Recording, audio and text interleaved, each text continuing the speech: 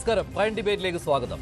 കന്യാസ്ത്രീകളുടെ അറസ്റ്റിൽ പ്രതിഷേധിച്ചും ഇടപെട്ടും ക്രൈസ്തവ പിന്തുണ, പ്രത്യേകിച്ച് കത്തോലിക്ക സഭ പിന്തുണ നേടാനുള്ള ശ്രമം ബിഷപ്പുമാരുടെ ബിജെപിക്കുള്ള നന്ദി പറച്ചിലിൽ അവസാനിച്ചതോടെ അധിക്ഷേപ വാക്കുകളുമായി CPM. അമിത്ഷായ്ക്ക് നന്ദി പറഞ്ഞതിന് Thalassery archbishop Mar Joseph പാംപ്ലാനിയെ MV ഗോവിന്ദൻ വിശേഷിപ്പിച്ചത് അവസരവാദിയെന്നും കേക്കുമായി RSS ഓഫീസിൽ സോപ്പിടാൻ പോകുന്നയാളെന്നും. ഛത്തീസ്ഗഡിൽ കന്യാസ്ത്രീകൾക്കെതിരായിട്ട് കടന്നാക്രമണം വന്നു. പമ്പ്ളാനി അപ്പഞ്ഞുട്ടി. പമ്പ്ളാനി ഞാൻ പേരുപയോഗിച്ചത് ബോധപൂർവമാണ്. അവസരവാദം ഇത്രയും ശക്തിയായിട്ട് പറയുന്ന വേറൊരാളുമില്ല. അതുകൊണ്ടാണ് പമ്പ്ളാനി പറഞ്ഞു, ഇങ്ങനെയാണെങ്കിൽ ഞങ്ങൾ ആലോചിക്കേണ്ടി വരും. അവസാനം ജാമ്യം കിട്ടി. ജാമ്യം കിട്ടിയപ്പോൾ സ്തുതി ആർക്ക്? കേന്ദ്ര അമിത്ഷാ ഉൾപ്പെടെയുള്ളവർക്ക് സ്തുതി. അച്ഛന്മാർ കേക്കും കൊണ്ട് പോയി സോപ്പിടാൻ. എവിടെ? RSSന്റെ ഓഫീസിൽ. പിണറായി വിജയൻ മുൻപ് താമരശ്ശേരി ബിഷപ്പിനെ നികൃഷ്ട ജീവി എന്ന് വിശേഷിപ്പിച്ചതിന് സമം. കന്യാസ്ത്രീകളെ ജയിലിൽ നിന്ന് പുറത്തിറക്കാൻ സഹായിച്ചത് കേന്ദ്ര സർക്കാരാണെന്ന് ബിഷപ്പുമാർ പറയുമ്പോൾ CPM എന്തിനാണ് രോഷം കൊള്ളുന്നത്? AKG സെന്ററിൽ നിന്നുള്ള തിട്ടൂരം അനുസരിച്ചല്ല സഭ നിലപാടെടുക്കുന്നതെന്ന് തലശ്ശേരി അതിരൂപത മറുപടി നൽകിയതോടെ CPMഉം സഭയും തമ്മിൽ വീണ്ടും പോർമുഖം തുറക്കുമ്പോൾ പ്രൈം ഡിബേറ്റ് ചർച്ച ചെയ്യുന്നു. പാംപ്ലാനിയും CPMന് നികൃഷ്ട ജീവിയായോ?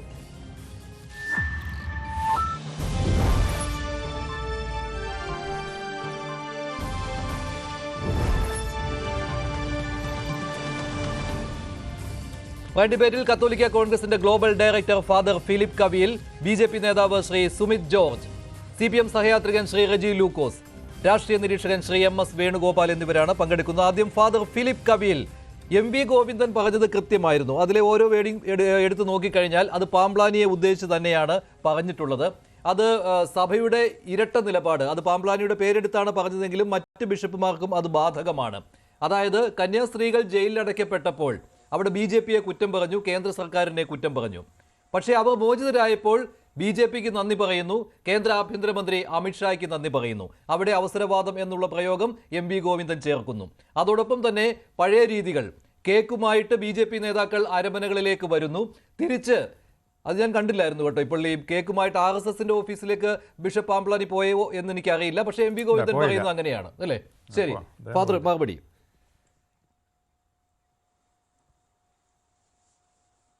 അദ്ദേഹം പറയുന്നതെല്ലാം ശരിയാകണമെന്ന് നിർബന്ധമില്ലല്ലോ. അദ്ദേഹത്തിൻ്റെ ഭാവനയ്ക്കനുസരിച്ച് കഥകൾ മെനഞ്ഞ് പറയുന്നതിനെല്ലാം ഞങ്ങൾക്ക് ഉത്തരം പറയാനില്ല.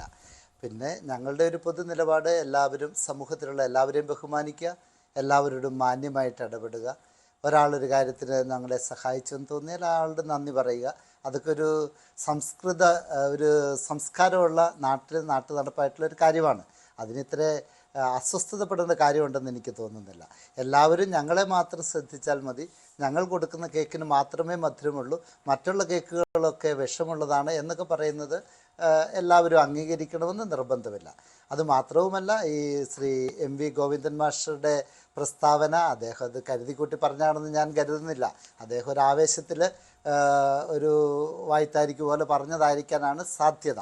താങ്കളുടെ നിഷ്കളങ്കത്വം കൊണ്ട് തോന്നുന്നതാണ്. അദ്ദേഹം കരുതിക്കൂട്ടി തന്നെയാണ് പറഞ്ഞത്, അല്ലെങ്കിൽ അദ്ദേഹത്തിന് വാക്കുകൾക്കിടയിലൂടെ പറയാമായിരുന്നു. അങ്ങനെയല്ല പറഞ്ഞത്. തലശ്ശേരി അതിരൂപത ആർച്ച് ബിഷപ്പ് മാർ ജോസഫ് പാംപ്ലാനിയുടെ പേരെടുത്ത് പറഞ്ഞുകൊണ്ട് തന്നെയാണ് അദ്ദേഹം ഈ കാര്യങ്ങൾ വിശദീകരിച്ചത്. അതുമാത്രമല്ല, അവിടെയും നിർത്തിയില്ല.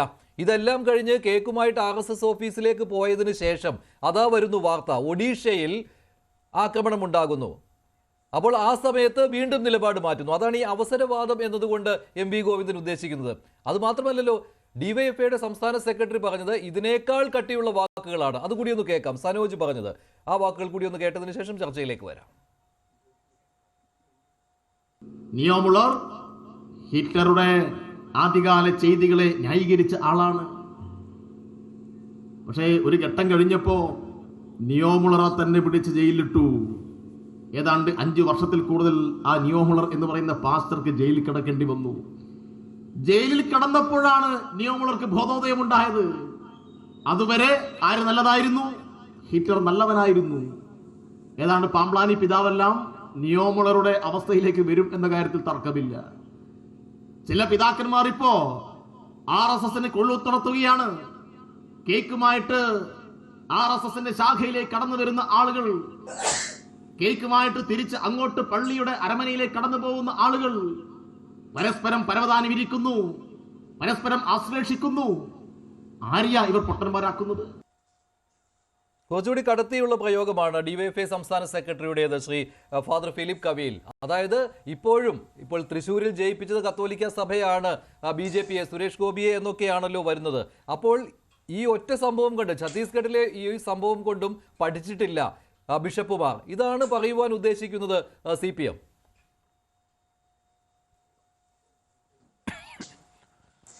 ഡിവൈഎഫ്ഐയുടെ സംസ്ഥാന സെക്രട്ടറി സനോജ് പറയുന്നതൊക്കെ അത്ര കാര്യമായിട്ട് എടുക്കേണ്ട കാര്യമില്ല. കാരണം ഈ നിയോ മിള്ളറുടെ കാര്യം പറയുന്ന സനോജ്, നിയോ മിള്ളർ ജീവിച്ചിരുന്ന സ്ഥലത്ത് പോയിട്ടുണ്ടോ?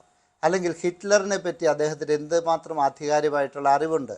ഈ ഹിറ്റ്ലർ ജീവിച്ചിരുന്ന ജർമ്മനിയിൽ, അവിടെ നാസി തടങ്കൽ പാളയത്തിൽ പോയി എല്ലാ കാര്യങ്ങളും നേരിട്ട് കണ്ട ഒരാളാണ് ഞാൻ. 15 വർഷം അവിടെ ജീവിച്ച ആളാണ്. അതിൻ്റെ പശ്ചാത്തലത്തിൽ എനിക്ക് പറയാൻ സാധിക്കും, അവിടെയുള്ള കത്തോലിക്ക സഭ ആരംഭം മുതൽ ഈ ഹിറ്റ്ലറുടെ പ്രവർത്തികളെ എതിർത്തിരുന്ന ഒരു സഭയാണ്.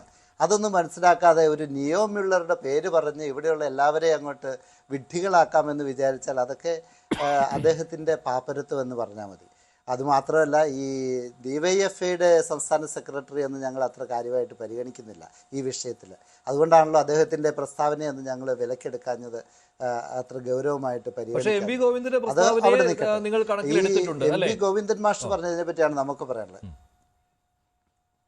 കണക്കിലെടുത്തിട്ടോ അതിൻ്റെ ചുട്ട മറുപടി ഞങ്ങൾ പറഞ്ഞിട്ടുണ്ടല്ലോ ഇന്നലെ. നമുക്ക് പറയാവുന്നതിൻ്റെ പരമാവധി സഭ്യമായ ഭാഷ ഉപയോഗിച്ച് ഞങ്ങളുടെ പ്രതിഷേധം ഞങ്ങൾ കൃത്യമായിട്ട് അതിനകത്ത് രൂപതയുടെ പ്രതിഷേധ കുറിപ്പിൽ എഴുതിയിട്ടുണ്ട്. അതിലിനി എന്താണ് വ്യക്തമാകാനുള്ളത്? പക്ഷേ ഈ ഗോവിന്ദൻ മാസ്റ്റർ ഒന്ന് ആലോചിക്കണം. അദ്ദേഹം ഒരു പ്രസ്താവന നടത്തുമ്പോൾ അതിൻ്റെ ഉത്തരവാദിത്വം അദ്ദേഹത്തിനുണ്ട്. അവസരവാദത്തിൻ്റെ രാഷ്ട്രീയം, അവസരവാദത്തിൻ്റെ സ്വഭാവം അദ്ദേഹത്തിന് തന്നെയാണ് എന്ന് മറ്റുള്ളവർ ചൂണ്ടിക്കാണിച്ചാൽ അതിൽ ആർക്കും കുറ്റം പറയാൻ കാണിയല്ല. കാരണം ഒരു മാസം മുമ്പ് അദ്ദേഹം തന്നെ RSS ബന്ധവുമായി ബന്ധപ്പെട്ട് നടത്തിയ പ്രസ്താവനയെ അദ്ദേഹത്തിൻ്റെ പാർട്ടിയിലെ ബഹുഭൂരിപക്ഷ ആളുകളും നിരാകരിക്കുകയും കേരള മുഖ്യമന്ത്രി ബഹുമാനപ്പെട്ട ശ്രീ പിണറായി വിജയൻ തന്നെ അതിനെ എതിരെ സംസാരിക്കുകയും ചെയ്ത് നമ്മളെല്ലാം കേട്ടതാണ്. നിങ്ങൾ ചാനലുകാർക്കൊക്കെ അത് പുറകോട്ട് മറിച്ച് നോക്കിയാൽ കാണാവുന്നതാണ്. വായിക്ക് തോന്നിയത് കോതയ്ക്ക് പാട്ട് എന്ന് പറഞ്ഞാൽ അങ്ങനെ ഒരു പ്രയോഗമാണ് അദ്ദേഹം നടത്തിയെന്നാണ് എൻ്റെ ഓർമ്മ. മൈക്ക് കാണുമ്പോൾ, ആളുകളെ കാണുമ്പോൾ നിലതെറ്റി സംസാരിക്കരുതെന്നൊക്കെ ഒരു കേരള മുഖ്യമന്ത്രി പറയണമെങ്കിൽ അത് നിലപാട് വ്യത്യാസം കൊണ്ടല്ലേ. അപ്പോൾ ഈ പറയുന്ന കാര്യങ്ങളൊക്കെ ഒരു വിരൽ മറ്റൊരാളുടെ നേരെ ചൂണ്ടുമ്പോൾ 3-4 വിരൽ നമ്മുടെ നേരെ തന്നെയാണ് ചൂണ്ടപ്പെടുന്നത് എന്നുള്ള സത്യം പറഞ്ഞതിലും ഒരു നിരാശയുടെ സ്വരം കൂടിയുണ്ട് ഫാദർ. അത് അല്ലല്ല, ഇതിപ്പോൾ കന്യാസ്ത്രീകൾക്ക് ഒരു വിഷയം വന്നപ്പോൾ അത് ക്രൈസ്തവ സമൂഹത്തിന്റെ മൊത്തം വിഷയമായിട്ടാണ് കേരളത്തിൽ അത് രൂപാന്തരപ്പെട്ടു വന്നത്. ബിഷപ്പുമാർ തെരുവിലിറങ്ങി, പിന്തുണയുമായി UDF-ഉം LDF-ഉം തെരുവിലിറങ്ങി. അതുപോലെ തന്നെ UDF അങ്ങോട്ട് സംഘത്തെ അയക്കുന്നു, LDF സംഘത്തെ അയക്കുന്നു, MP-മാർ അവിടെ എത്തുന്നു. ഇതൊക്കെ അവർ ഒരുപാട് വിയർപ്പൊഴുക്കിയതാണ് ഈ പ്രശ്നത്തിൽ. ക്രൈസ്തവ സമുദായത്തിനൊപ്പമാണ് തങ്ങളെന്ന് കാണിക്കാൻ. പക്ഷേ അവസാനം ആരാണ് അതിൻ്റെ ക്രെഡിറ്റ് അടിച്ചുകൊണ്ട് പോയത്? ബിഷപ്പുമാരുടെ ഒറ്റ വാക്കിൽ, പ്രത്യേകിച്ച് പാമ്പ്ലാനി പിതാവിൻ്റെ ആ വാക്കിൽ, അമിത്ഷായ്ക്കുള്ള നന്ദി പറച്ചിലിൽ അതിൻ്റെ ക്രെഡിറ്റ് കൊണ്ടുപോയത് BJP ആണ്. അപ്പോൾ അതാണ് MP ഗോവിന്ദനിൽ നിന്ന് കേൾക്കാൻ കഴിഞ്ഞത് എന്ന കാര്യത്തിൽ സഭയ്ക്ക് സംശയമുണ്ടോ? ആ സംശയ ദൂരീകരണം നടത്തി കൊടുക്കുവാൻ സഭയ്ക്ക് കഴിയുമോ?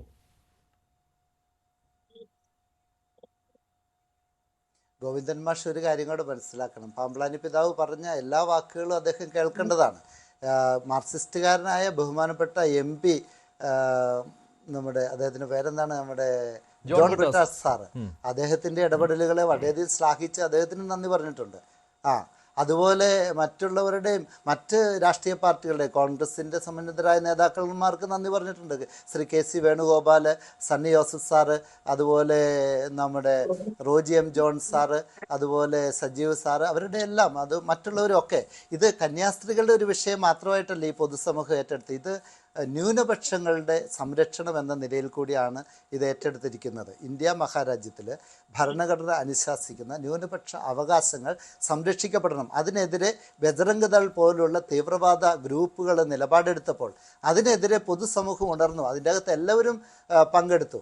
ഇനി പാമ്പ്ളാനി പിതാവ് ഒരു പ്രോഗ്രാം കഴിഞ്ഞിറങ്ങിയപ്പോൾ മാധ്യമപ്രവർത്തകർ പെട്ടെന്നൊരു ചോദ്യം ചോദിച്ചു. ഇതിൻ്റെ അകത്ത് അമിത്ഷായ്ക്ക് അല്ലെങ്കിൽ അവരുടെ കാര്യം ചോദിച്ചപ്പോൾ അദ്ദേഹം പറഞ്ഞു അവർക്കും തീർച്ചയായിട്ടും നന്ദി പറയുന്നു, കാരണം അവരും ഇതിൻ്റെ അകത്ത് സഹകരിച്ചിട്ടുണ്ടെങ്കിൽ അവർക്ക് നന്ദി പറയുന്നു എന്നുള്ളത് കൃത്യമായിട്ട് പറഞ്ഞു. ഒരാൾ സഹായിച്ചാൽ അവർ നന്ദി പറയുന്നത് എന്താണ് തെറ്റ്? അതിൻ്റെ അകത്ത് മാത്രമല്ല, ഈ ഛത്തീസ്ഗഡ് എന്ന നാട്ടിലെ ഗവൺമെൻറ്, സ്റ്റേറ്റ് ഗവൺമെൻറ് ആയിരുന്നു പ്രധാനമായിട്ടും ഈ സിസ്റ്റർമാർക്കെതിരായിട്ട് നിന്നത്. അവരുടെ ഇടപെടലിനെ മറികടന്ന് കേന്ദ്രത്തിൽ നിന്ന് ഇവരെ സഹായിച്ചു എന്നുണ്ടെങ്കിൽ അതിന് നന്ദി പറയുന്നതിൽ എന്താണ് തെറ്റ്?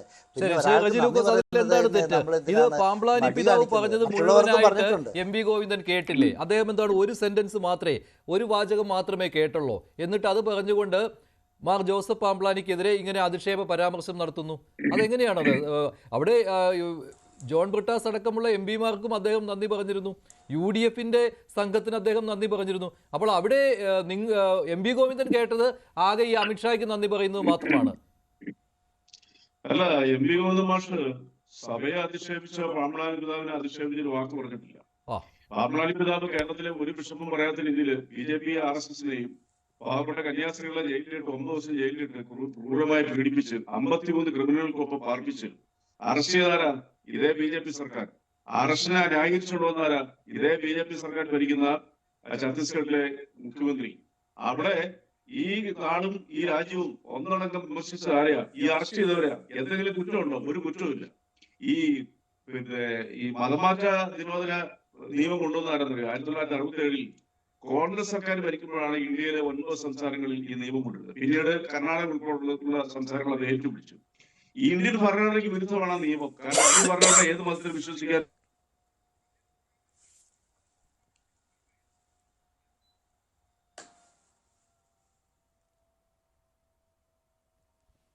ബ്രജിലേക്ക് വരാം. ചില സാങ്കേതിക പ്രശ്നമുണ്ട്. ശ്രീ MS വേണുഗോപാൽ, ഇവിടെ എന്തായാലും റെജി ലൂക്കോസ് പറഞ്ഞു വരുന്നത് ഇതിൽ ജയിലിലിട്ട ഈ 2 പാവപ്പെട്ട കന്യാസ്ത്രീകളെ ജയിലിലിട്ട BJP സർക്കാരിനെ പുകഴ്ത്തിക്കൊണ്ട് അവർക്ക് നന്ദി പറയാന്ന് പറഞ്ഞാൽ ഈ ഇന്ത്യ രാജ്യത്തെയും കേരളത്തിലെയും ക്രിസ്ത്യൻ സമൂഹത്തിനോട് കാണിക്കുന്നതിന് വഞ്ചനയാണ്. അത് പറയുന്നത് തെറ്റിരിക്കുന്നത് ന്യായമല്ലേ? അവിടെ ജോൺ ബ്രിട്ടാസ് MP അതുപോലെ കോൺഗ്രസ് MPമാരെ കുറിച്ച് ഒന്നും ഇവിടെ ആരും ഒന്നും പറഞ്ഞില്ലല്ലോ. ക്രൂരമായി വേട്ടയാടുന്നവരെ പിന്തുണയ്ക്കുകയും അവരെ തലോടുകയും ചെയ്യുന്നതിനോട് ഒരിക്കലും അംഗീകരിക്കാൻ പറ്റില്ല. കേരളീയ പൊതുസമൂഹം അംഗീകരിക്കാൻ പറ്റത്തില്ല. തലശ്ശേരി രൂപത്തിൽ തന്നെ അനേക ആയിരം കന്യാസ്ത്രീകളും പുരോഹിതന്മാരും ഉത്തരേന്ത്യയിലെ അപകടകരമായ സ്ഥലങ്ങളിൽ ജോലി ചെയ്യുന്നുണ്ട്. ഞാൻ എത്രയോ സ്ഥലങ്ങളിൽ പോയി നേരിട്ട് കണ്ടിട്ടുണ്ട്. അവരുടെ എല്ലാം ആ ഡെഡിക്കസിയെ, അവരുടെ എല്ലാം ആ ആത്മീയപരമായിട്ടുള്ള അവരുടെ എല്ലാം സമർപ്പണത്തിനെ പോലും വെല്ലുവിളിക്കുന്നതല്ലേ തലശ്ശേരിയുടെ സുരക്ഷിത താവളത്തിൽ ഇരുന്നുകൊണ്ട് പിതാവ് ഇങ്ങനെ പറഞ്ഞത്. അതിനെ ചോദ്യം ചെയ്യണം. അത് ചോദ്യം ചെയ്യുന്നത് കത്തോലിക്ക സമൂഹം മാത്രമല്ല, ന്യൂനപക്ഷ വിഭാഗത്തിൽപ്പെട്ട ജനങ്ങൾ കേരളത്തിൽ താമസിക്കുന്ന, കേരളത്തിലെ മതേതരത്തിൽ വിശ്വസിക്കുന്ന ഒരു മനുഷ്യനും അംഗീകരിക്കാൻ പറ്റത്തില്ല. പക്ഷേ ശ്രീ റെജി ലൂക്കോസ്, സത്യമല്ലേ തലശ്ശേരി ആർച്ച് ബിഷപ്പ് പറഞ്ഞത്? ഇതിൽ അവസാനം ആരുടെ ഇടപെടലാണ് ഗുണം കണ്ടത്? കേന്ദ്ര സർക്കാരിന്റെ ഇടപെടലാണ്. അവിടെ അമിത്ഷാ ഇടപെട്ടു, പ്രധാനമന്ത്രിയെ പോയി സംസ്ഥാന BJP അധ്യക്ഷൻ കണ്ടിരുന്നു. അപ്പോൾ കേന്ദ്ര സർക്കാരിന്റെ ഒരു ഇടപെടലാണ് ഇവിടെ ഗുണം ചെയ്തത്. അവസാനം ഛത്തീസ്ഗഡ് സർക്കാരിന് തിരുത്തേണ്ടി വന്നു. ജാമ്യം പരിഗണിക്കുന്ന സമയത്ത് ജാമ്യം കൊടുക്കുന്നതിൽ അപാകതയില്ല എന്നൊരു നിലപാടിലേക്ക് വന്നു. അതുകൊണ്ടാണല്ലോ അവസാനം ജാമ്യം കിട്ടിയത്. അത് സഭ മനസ്സിലാക്കിയിട്ടുണ്ട്. അതാണ് ബിഷപ്പ് പാമ്പ്ളാനി പറഞ്ഞത് അമിത്ഷായ്ക്ക് നന്ദി എന്ന്. നിങ്ങളെ മാറ്റി നിർത്തിയിട്ടില്ല. അപ്പോൾ എങ്ങനെയാണ് ജാമ്യം കിട്ടാൻ ഇടയായ സാഹചര്യം എന്നത് കൃത്യമായിട്ട് മനസ്സിലാക്കിക്കൊണ്ട് തന്നെയാണ് ബിഷപ്പ് പാമ്പ്ളാനി ഇത് പറഞ്ഞത്. അപ്പോൾ നിങ്ങൾക്ക് നിരാശയായി. ഞങ്ങളുടെ പേര് മാത്രമല്ലല്ലോ പറഞ്ഞത്, BJPക്കാരുടെ പേരും പറഞ്ഞു എന്ന്. അതല്ലേ ഇവിടെ ഉടലെടുത്തിരിക്കുന്നത്? അല്ല, അതാണ് വിചിത്രമായ വിശദീകരണം എന്ന് പറയുന്നത്. കാരണം ഭരിക്കുന്ന കക്ഷിയുടെ പോലീസ് 8 മണിക്കൂർ അവിടെ ആ റെയിൽവേ സ്റ്റേഷനിൽ ഇവരെ തടഞ്ഞു വെച്ച് പോലീസ് അറസ്റ്റ് ചെയ്തപ്പോൾ അവരെ അറസ്റ്റ് ചെയ്യാൻ പാടില്ല, യാതൊരു തെറ്റും ചെയ്യാതെ കുട്ടികൾ പറയുന്നത് തങ്ങളുടെ ഇഷ്ടപ്രകാരം വന്നെന്ന് പറയുന്നു. എല്ലാവിധ ഡോക്യുമെന്റ്സും അവരുടെ കയ്യിലുണ്ട്. ഈ രാജ്യത്തെ പൗരന് എവിടെ യാത്ര ചെയ്യുന്ന സ്വാതന്ത്ര്യമുണ്ട്. അപ്പൊ റെയിൽവേ സ്റ്റേഷനിൽ വെച്ച് പിടിച്ചു കഴിയുമ്പോഴത്തേക്ക് അവരെ പിടിച്ച് ജയിലിലിടുന്ന ഓർഡർ കൊടുത്ത അവിടുത്തെ മുഖ്യമന്ത്രിയാണ് അവിടുത്തെ ഏറ്റവും വലിയ തെറ്റുകാരൻ. ആ മനുഷ്യൻ BJPക്കാരനല്ലേ? അല്ല, അദ്ദേഹത്തിന് നന്ദി പറഞ്ഞിട്ടില്ല. അദ്ദേഹത്തിന് ബിഷപ്പ് പാമ്പ്ളാനി നന്ദി പറഞ്ഞിട്ടില്ല. അദ്ദേഹം നന്ദി പറഞ്ഞത് കന്യാസ്ത്രീകളെ ജയിലിൽ നിന്ന് ഇറക്കുവാൻ സഹായിച്ചവർക്കാണ്.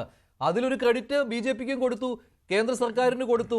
അത് കണ്ടതാണല്ലോ, പകൽ പോലെ വ്യക്തമായിരുന്നുവല്ലോ അങ്ങനെ സംഭവിച്ചിട്ടുണ്ട് എന്ന്. ഇവിടെ പ്രശ്നമായിരിക്കുന്നത് ക്രെഡിറ്റ് അങ്ങോട്ട് പോയി. നിങ്ങൾക്ക് ക്രെഡിറ്റ് കിട്ടുമെന്ന് നിങ്ങൾ വിചാരിച്ചു, പക്ഷേ ക്രെഡിറ്റ് അങ്ങോട്ട് പോയതിലുള്ള വിഷമമാണ് ഇവിടെ വന്നിരിക്കുന്നത്. അല്ലല്ല, ഇത് പറയാനായിട്ടു 9 ദിവസം കന്യാസ്ത്രീകളെ ജയിലിലിട്ട്, സെൻട്രൽ ജയിലിലിട്ട് പീഡിപ്പിച്ചത് ജനം കണ്ടതാ. ആരാത്? ഈ അമിത്ഷാ ആരാ? BJP നേതാവല്ലേ? കോൺഗ്രസ്സുകാരാണോ? പിടിച്ചകത്തോട്ട് ദ്രോഹിച്ചു ഇവിടുത്തെ ന്യൂനപക്ഷങ്ങളെ വേട്ടയാടുന്ന ചരിത്രപരമായിട്ടുള്ള കഴിഞ്ഞ 10-12 വർഷങ്ങളായിട്ടുള്ള വേട്ടയാടൽ തുടർന്നപ്പോൾ പിടിച്ചിട്ട ആള് തന്നെ ജാമ്യം കൊടുത്തുകൊണ്ടെങ്കിൽ ജാമ്യം കൊടുത്തത് അമിത്ഷായാണോ? അത് കോടതിയല്ലേ? ശരി, ശ്രീ ഫാദർ ഫിലിപ്പ് കവിയിൽ ഇത്തരം കാര്യങ്ങളാണ് റെജി ലൂക്കോസ് പറയുന്നത്. അത് CPM നിലപാടാണ്. അതായത് പിടിച്ചിട്ടവർ തന്നെ ജാമ്യം കൊടുത്തു എന്ന് വെച്ചു ഈ പിടിച്ചിട്ടവരെ നമുക്ക് നന്ദി പറഞ്ഞു സഭയെന്ന്, പ്രത്യേകിച്ച് പാമ്പ്ലാനി പിതാവ്. അതിനെപ്പറ്റി നമ്മൾ കൃത്യമായിട്ട് വിലയിരുത്തും. നമ്മൾ കാടടച്ച് വെടിവെക്കരുത്. ഇതിൻ്റെ അകത്ത് പിടിച്ചിട്ടു എന്ന് പറയുന്നത് BJP സർക്കാരാണെന്നുള്ളത് ശരിയാണ്. അത് ഏത് സർക്കാരാണ്? ഛത്തീസ്ഗഡ് സ്റ്റേറ്റ് ഗവൺമെൻറ്റാണ് ചെയ്തത്. അവർക്ക് ആ നിലപാടിൽ നിന്ന് അവർ പിന്നീട് പിന്മാറിയില്ല എന്നുള്ളത് നമ്മുടെ കണ്ണു തുറപ്പിക്കേണ്ടതാണ്. ശ്രീ സേനാപതി വേണു പറഞ്ഞ ചില കാര്യങ്ങളോട് ഞാൻ യോജിക്കുന്നുണ്ട്. നീതി ലഭിച്ചില്ല. റെജി ലൂക്കോസ്, അദ്ദേഹം പറഞ്ഞു, സോറി ഞാൻ പറഞ്ഞ ആള് തെറ്റിപ്പോയി കാണും. അപ്പോൾ അദ്ദേഹം പറഞ്ഞത് ഞാൻ സമ്മതിക്കുന്നു. പക്ഷേ ഈ കേന്ദ്ര ഗവൺമെൻറ്റിൻ്റെ ഭാഗത്തുനിന്നും ഇതിൻ്റെ അകത്ത് ഇടപെടൽ ഉണ്ടായതുകൊണ്ടാണ് ഈ 9ാമത്തെ ദിവസമെങ്കിലും ഈ ജാമ്യം കിട്ടിയത് എന്ന് മനസ്സിലാക്കുമ്പോൾ അതിന് നന്ദി പറയുന്നതിൽ എന്താണ് തെറ്റ്? അതുകൊണ്ട് മറ്റുള്ളവരുടെ നല്ല പ്രവൃത്തികളെ നമ്മൾ ഇകഴ്ത്തി കാണിച്ചോ? അത് ഞങ്ങൾ അംഗീകരിച്ചുകൊണ്ടാണ് പറയുന്നത്. നമ്മളൊരു ആരെങ്കിലും കൈ തന്നിരിക്കുന്നത് കോൺഗ്രസ്സുകാരനാണോ BJP-കാരനാണോ നമ്മൾ നോക്കണോ? അത് അവരുടെ നിലപാടല്ല. അവർക്ക് സ്വതന്ത്രമായ നിലപാട് എടുക്കാം. ക്രൈസ്തവ വിശ്വാസികൾ സ്വതന്ത്രമായിട്ട് തീരുമാനിക്കട്ടെ. ഈ ക്രൈസ്തവ വിശ്വാസികൾ അത് അംഗീകരിക്കില്ല എന്ന് ഇവരെന്തിനാ ഭയപ്പെടുന്നത്? അംഗീകരിക്കുന്നില്ല പിന്നെ ഞങ്ങളെ എന്തിനാ നിങ്ങൾ ആക്രമിക്കുന്നത്? പാമ്പ്ലാനി പിതാവിനെ നിങ്ങൾ എന്തിനും ഭയപ്പെടുന്നു? പാമ്പ്ലാനി പിതാവ് പറയുന്നത് ഇവിടെയുള്ള ക്രൈസ്തവ വിശ്വാസികൾ കേൾക്കുന്നില്ലെങ്കിൽ പിന്നെ നിങ്ങൾ ഇത്ര ബഹളം വെക്കുന്നത് എന്തിനാണ്? അപ്പോൾ നിങ്ങൾക്ക് ഭയമുണ്ട്. പാമ്പ്ലാനി പിതാവ് പറഞ്ഞാൽ ഇവിടുത്തെ ആളുകൾ കേൾക്കുമെന്ന് ഭയമുള്ളത് കൊണ്ട് തന്നെയാണ് മധുരത്തിൽ പൊതിഞ്ഞ് നിങ്ങൾ തിരിച്ചു പറയുന്നത്.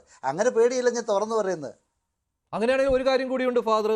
അപ്പോൾ ഇവിടെ കന്യാസ്ത്രീകളെ മോചിപ്പിക്കണം എന്നാവശ്യപ്പെട്ടുകൊണ്ട് തെരുവിലിറങ്ങിയതും ഇതേ രാഷ്ട്രീയ നേട്ടത്തിന് വേണ്ടിയാണോ എന്ന് സംശയിക്കേണ്ടി വരും. ആരുടെ? CPM-ഉം ഇതേ രാഷ്ട്രീയ നേട്ടത്തിന് വേണ്ടിയാണോ എന്ന്. ഇപ്പോൾ അമിത്ഷായ്ക്ക് നന്ദി പറഞ്ഞപ്പോൾ രാഷ്ട്രീയമായി തങ്ങൾക്കത് ഉപയോഗപ്പെടുത്താൻ പറ്റുന്നില്ലല്ലോ എന്നുള്ള കാര്യം വന്നപ്പോൾ തിരിച്ച് ആക്രമിക്കുന്നു ക്രൈസ്തവ സഭകളെ. പക്ഷേ ഞങ്ങൾ ആരുടെയും ഉദ്ദേശശുദ്ധിയെ സംശയിക്കുന്നില്ല. അവരൊക്കെ ആത്മാർത്ഥമായിട്ട് സഹകരിച്ചു. കോൺഗ്രസും മാർക്സിസ്റ്റ് പാർട്ടിയും മറ്റു പാർട്ടികളും ഒക്കെ എന്ന് തന്നെയാണ് ഞങ്ങൾ കരുതുന്നത്. അതിൻ്റെ അകത്ത് ഞങ്ങൾക്ക് സംശയദൃഷ്ടിയൊന്നുമില്ല. മനുഷ്യ മനസ്സുകളുടെ നന്മയെ കാണുവാനാണ് ഞങ്ങൾ പരിശ്രമിക്കുന്നത്. അതിൻ്റെ അകത്ത് കോൺഗ്രസ് ഗുണമുണ്ടാക്കിയോ മാർക്സിസ്റ്റ് ഗുണമുണ്ടാക്കിയോ BJP ഗുണമുണ്ടാക്കിയോ ഒന്നല്ല ഞങ്ങൾ നോക്കുന്നത്. ഒരു പ്രതിസന്ധി ഘട്ടത്തിൽ ആ പ്രതിസന്ധിയെ തരണം ചെയ്യുവാൻ നമുക്ക് എവിടെ നിന്ന് സഹായം കിട്ടും, ആ സഹായം നേടിയെടുക്കുന്നതാണ് ബുദ്ധിയുള്ള മനുഷ്യർ ചെയ്യേണ്ടത്. അതേ ഞങ്ങൾ ചെയ്തിട്ടുള്ളൂ. അതിനകത്ത് ആരെയും തള്ളി പറഞ്ഞിട്ടില്ല, ആരുടെയും സഹായം നിരാകരിച്ചിട്ടില്ല. മറ്റുള്ളവരുടെ സഹായം ഞങ്ങൾ അംഗീകരിക്കുന്നു. ഞാൻ തന്നെ പേരെടുത്ത് പറഞ്ഞല്ലോ. കോൺഗ്രസിൽ നിന്ന് എത്ര പേര് സഹായിച്ചു, മാർക്സിസ്റ്റിൽ നിന്ന് സഹായിച്ചു, അതുപോലെ BJP-യിൽ നിന്ന് സഹായിച്ചിട്ടുണ്ട്. അതും പറയുന്നത് എന്താണ് തെറ്റ്? ഇത് പറയുമ്പോൾ തന്നെ നമ്മൾ BJP-യുടെ അടിമത്തത്തിലേക്ക് പോയെന്നൊന്നുമില്ല. ഞങ്ങളുടെ രാഷ്ട്രീയ നിലപാടുകളിലൊന്നും ഇവിടെ വ്യത്യാസമില്ല. സഭയ്ക്ക് ഒരു കക്ഷി രാഷ്ട്രീയവുമില്ല. സഭ സ്വതന്ത്ര നിലപാടോടെയാണ് പോകുന്നത്. പ്രശ്നാധിഷ്ഠിതമായ നിലപാടുകളാണ് സഭ എടുക്കുന്നത്. അത് നിങ്ങൾ അവസരവാദം എന്ന് പറഞ്ഞു കഴിഞ്ഞാൽ നിങ്ങളും അങ്ങനെയൊക്കെയാണ് ചെയ്യുന്നതെന്ന് പറയേണ്ടി വരും. അങ്ങനെയാണ് രാഷ്ട്രീയ പാർട്ടികൾ, ഇവിടുത്തെ ഇടത് വലത് പക്ഷത്തിലുള്ള ആളുകൾ ഇലക്ഷൻ കഴിയുമ്പോൾ മറ്റ് പാർട്ടികളെ പിടിക്കാൻ നടക്കുന്നത് എന്തിനാണ്? അത് അവസരവാദമല്ലേ? അവർക്ക് ഭൂരിപക്ഷം കിട്ടാൻ വേണ്ടി ആരുടെ പുറകെ വേണേലും പോകുന്നു. ഈ നാട്ടിൽ നമ്മൾ കണ്ടുകൊണ്ടിരിക്കുന്നതല്ലേ. അപ്പുറം നിൽക്കുന്നവരെ ഇപ്പുറം കൊണ്ടിരുന്നു കുതിര കച്ചവടം നടത്തുന്നത്. അതൊക്കെ അവസരവാദമല്ലേ? അപ്പോൾ രാഷ്ട്രീയക്കാർ പറയുന്നത് മാത്രം പുണ്യവും ഞങ്ങൾ ആരുടെയും സഹായം തരാതെ അവസരവാദം, അതൊന്നും ഈ നാട്ടിൽ നടക്കുന്ന കാര്യമല്ല. നമ്മൾ സാമാന്യ ബുദ്ധിയുള്ള മനുഷ്യരാണ്, നമ്മൾ ഈ നാട്ടിൽ ജീവിക്കുന്നവരാണ്. അതിനകത്ത് അധിക്ഷേപിച്ചത് കൊണ്ടും ആക്ഷേപിച്ചത് കൊണ്ടും ഞങ്ങളെ പിന്തിരിപ്പിക്കാൻ നിങ്ങൾ വിചാരിക്കേണ്ട. അത് കൂടുതൽ ദോഷം വരുമോ ഇല്ലയോ എന്ന് നിങ്ങൾ സ്വയം ആലോചിക്കുക എന്ന് എനിക്ക് ഇത്തരക്കാരോട് പറയാം. അപ്പോൾ കേക്കുമായിട്ട് വരുന്ന BJP നേതാക്കളെ ഇനിയും സ്വീകരിക്കും, തിരിച്ച് കേക്ക് കൊടുത്തു വിടുവാനും മടി കാണിക്കുകയില്ല. കേക്കുമായിട്ട് വരുന്ന BJP നേതാക്കൾ എന്നുള്ളതല്ല, ഈ നാട്ടിലെ പൗരന്മാർക്ക് ആരുടെ അടുത്തും പോകാം. നമ്മുടെ ഇന്ത്യ മഹാരാജ്യത്തിൻ്റെ പ്രധാനമന്ത്രി നമ്മളെ ക്രിസ്മസിന് ക്ഷണിക്കുന്നു. നമ്മുടെ ഒരു ഭരണാധികാരിയാണ് അദ്ദേഹം. അതിൻ്റെ ക്ഷണം സ്വീകരിക്കുന്നത് എന്താണ് തെറ്റ്? അങ്ങനെയുണ്ടെങ്കിൽ നമ്മുടെ മുഖ്യമന്ത്രിയുടെ ക്ഷണം സ്വീകരിക്കാൻ പറ്റുമോ? കേരളത്തിലെ നവകേരള സദസ്സ് നടത്തിയപ്പോൾ ഇതേ മുഖ്യമന്ത്രി ശ്രീ പിണറായി വിജയനും ഈ അധിക്ഷേപിച്ച ശ്രീ ഗോവിന്ദൻ മാസ്റ്ററുടെ പാർട്ടിക്കാരുമാണ് ഞങ്ങൾ ക്ഷണിച്ചത്. എനിക്കും ക്ഷണമുണ്ടായിരുന്നു. അതുപോലെ അഭിമന്യ മാർ ജോസഫ് പാമ്പ്ലാനി പിതാവിനെയും മറ്റ് സമുദായ നേതാക്കളെയും ക്ഷണിച്ചിരുന്നു. അവരൊക്കെ പോയി. അപ്പോൾ ഈ കേക്കിന് വിഷമില്ലേ? അപ്പോൾ ഈ കേക്ക് ചില കേക്കുകൾക്ക് മാത്രമേ വിഷമുള്ളൂ. അപ്പോൾ ഇതൊക്കെ തിരിച്ചറിയാനുള്ള, നെല്ലും പതിരും തിരിച്ചറിയാനുള്ള വിവേകമൊക്കെ റെജി ലൂക്കോസ് CPM-ന്റെ തന്ത്രം ഫലിച്ചില്ല. രാഷ്ട്രീയ നേട്ടം ലക്ഷ്യമിട്ടുകൊണ്ട് കന്യാസ്ത്രീകളുടെ മോചനത്തിനായി ഇറങ്ങി. പക്ഷേ അത് ഫലിച്ചില്ല. അവിടെ BJP-ക്കാണ് ക്രെഡിറ്റ് കിട്ടിയത്. സഭ ഇങ്ങനെ പറഞ്ഞപ്പോൾ, പാമ്പ്ളാനി പിതാവ് ഇങ്ങനെ പറഞ്ഞപ്പോൾ നിങ്ങൾ പ്രകോപിതരാകുന്നതിന് കാരണവും അത് തന്നെയാണ്. നിങ്ങൾ ഉദ്ദേശിച്ച രാഷ്ട്രീയ ലക്ഷ്യം നടന്നില്ല. അത് തന്നെയാണ് ഇപ്പോഴത്തെ പ്രകോപനത്തിന് കാരണം. ശ്രീ റെജി ലൂക്കോസ്,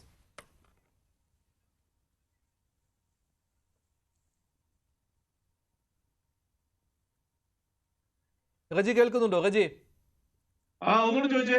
അല്ലല്ല, നിങ്ങൾ ഉദ്ദേശിച്ച രാഷ്ട്രീയ ലക്ഷ്യം നടന്നില്ല. അതാണ് ഇപ്പോഴത്തെ പ്രകോപനത്തിന് കാരണം. കന്യാസ്ത്രീകൾക്കായി തെരുവിലിറങ്ങിയപ്പോൾ, ഛത്തീസ്ഗഡിലേക്ക് പോയപ്പോൾ ആ ലക്ഷ്യം നിങ്ങൾക്കുണ്ടായിരുന്നു. പക്ഷെ അത് പോയി, അത് പൊളിഞ്ഞടുങ്ങി. അതൊക്കെ ലജ്ജാകരമായിട്ടുള്ള മറുപടികളാണ്. കാരണം കത്തോലിക്ക സഭ എന്ന് പറയുന്ന മൂഢന്മാരുടെ സംഘമല്ല. കത്തോലിക്ക സഭയ്ക്ക് നെല്ലും പതിരും തിരിച്ചറിയാനുള്ള വിശ്വാസ സമൂഹത്തിന് വളരെയധികം ശേഷിയുള്ളവരാണ്. ലോകം മുഴുവൻ സ്പ്രെഡ് ചെയ്തിരിക്കുന്ന ഒരു സമൂഹമാണ് കേരളത്തിലെ കത്തോലിക്ക സമൂഹം എന്ന് പറയുന്നത്. ഈ സംസാരിക്കുന്ന ഞാൻ പോലും ആ സമൂഹത്തിൽപ്പെട്ട ഒരാളാണ്. ഏതെങ്കിലും ആളുകൾ മറ്റെന്തെങ്കിലും സമ്മർദ്ദത്തിന്റെ പേര് കത്തോലിക്ക സഭയെ വഞ്ചിക്കാനും ഏതെങ്കിലും ഒരു വർഗീയവാദികളുടെ ഭീകരവാദികളുടെ താവളത്തിൽ കെട്ടാൻ ശ്രമിച്ചാലൊന്നും കത്തോലിക്ക വിശ്വാസികളൊന്നും അതിനോടനുസരിച്ചൊന്നും വാലാട്ടത്തിൽ എന്നുള്ള വളരെ വ്യക്തമായിട്ട് എനിക്ക് പറയാനുള്ള തന്നെയുള്ള ആളാണ്. ഒരു സംശയമില്ല കാര്യത്തിൽ. നിങ്ങളൊന്ന് ആലോചിച്ച് നോക്കിയേ, മണിപ്പൂരിൽ ആകെ ഉണ്ടായ 618 പള്ളികൾ, അതിൽ 617 പള്ളികൾ തീ വെച്ച് കളഞ്ഞു. മണിപ്പൂർ രൂപതയിലെ ബിഷപ്പ് 8 മാസം ഒളിച്ചു കൊണ്ടു വന്നു. ഛത്തീസ്ഗഡിൽ മാതാവിന്റെ വരെ തിരുരൂപം അടിച്ചു പൊളിച്ചു ബജരംഗത്തോട്. മഹാരാഷ്ട്രയിലെ ഒരു MLA പറഞ്ഞെന്താ അറിയോ? കേവലം 25 ദിവസങ്ങൾക്ക് മുമ്പ് ക്രിസ്ത്യൻ മിഷണറിമാര് എന്ന് പറഞ്ഞാൽ ആരാ? കത്തോലിക്ക സഭയിലെ മിഷണറിമാരെ, കന്യാസ്ത്രീകളെ, അച്ഛന്മാരെ ക്രൂരമായി മർദ്ദിക്കുന്നവരെ നേരിടും. 2 ലക്ഷം മുതൽ 11 ലക്ഷം വരെ ഇനാം പ്രഖ്യാപിച്ചു. ഇവരവിടെ അക്ഷരം വേണ്ടിയോ? അതിനെ അംഗീകരിച്ചുകൊണ്ട് അവിടുത്തെ ഒരു മന്ത്രി. പക്ഷെ ഇവിടെ ഫാദർ ഫിലിപ്പ് കവീൽ കൃത്യമായിട്ട് പറയുന്നത് താങ്കൾ ശ്രദ്ധിച്ചുവല്ലോ. ഛത്തീസ്ഗഡ് സർക്കാരിന്റെ കാര്യം, ആ കാര്യത്തിൽ ഞങ്ങളൊരു നിലപാട് എടുത്തിരുന്നു. പക്ഷെ ആ നിലപാട് കേന്ദ്ര സർക്കാരിനോട് ഞങ്ങൾക്കില്ല എന്ന്. അതായത് ഛത്തീസ്ഗഡ് ഭരിക്കുന്നതും BJP ആണ്, കേന്ദ്രം ഭരിക്കുന്നതും BJP ആണ്. കന്യാസ്ത്രീകളുടെ മോചനത്തിന് വേണ്ടി പോയതും ഇവിടുത്തെ BJP നേതാക്കളാണ്. അതിനെ 3 പേരെയും അവർ 2 രീതിയിലാണ് കാണുന്നത്. ഒന്ന് ഛത്തീസ്ഗഡ് സർക്കാർ, 2 കേരളത്തിലെ BJP-യും കേന്ദ്ര സർക്കാരും കൂടി ചേർന്നത്. അപ്പോൾ അവർക്കാണ് നന്ദി പറഞ്ഞത്. അതാണ് സഭ ഉദ്ദേശിച്ചത്. ഇവിടെ ഫാദർ ഫിലിപ്പ് കവീൽ അത് കൃത്യമായിട്ട് പറയുകയും ചെയ്തു, അവർ ഞങ്ങളെ സഹായിച്ചു എന്ന്. എങ്ങനെയാണ് അവർ സഹായിക്കുന്നത്? നിങ്ങളുടെ മഞ്ജുഷിന് വീട്ടിൽ വന്നിട്ട് ഒരാൾ മോഷണം നടത്തി. ആ മോഷണം 10 ദിവസങ്ങൾക്ക് ശേഷം നിങ്ങൾ തിരിച്ചു വന്നപ്പോൾ നന്ദി എന്ന് പറയാൻ നിങ്ങളുടെ മായി വരുമോ? അല്ല, മോഷണം നടത്തിയത് വേറെ ആളാണ്. മോഷണം നടത്തിയത് വേറെ ആളെന്നാണ് കത്തോലിക്ക കോൺഗ്രസ് പറയുന്നത്. കത്തോലിക്ക കോൺഗ്രസ് അല്ലാണോ കേരളത്തിലെ കത്തോലിക്കയുടെ മുഴുവനും കാര്യങ്ങൾ? കത്തോലിക്ക കോൺഗ്രസ് ഒന്നും പറഞ്ഞിട്ടില്ല. തലശ്ശേരി രൂപതയിലെ ചില ആളുകൾ പറഞ്ഞിട്ടുള്ളൂ. അവർക്ക് മറ്റെന്തെങ്കിലും ഭീഷണി കാണും, മറ്റെന്തെങ്കിലും സമ്മർദ്ദം കാണും.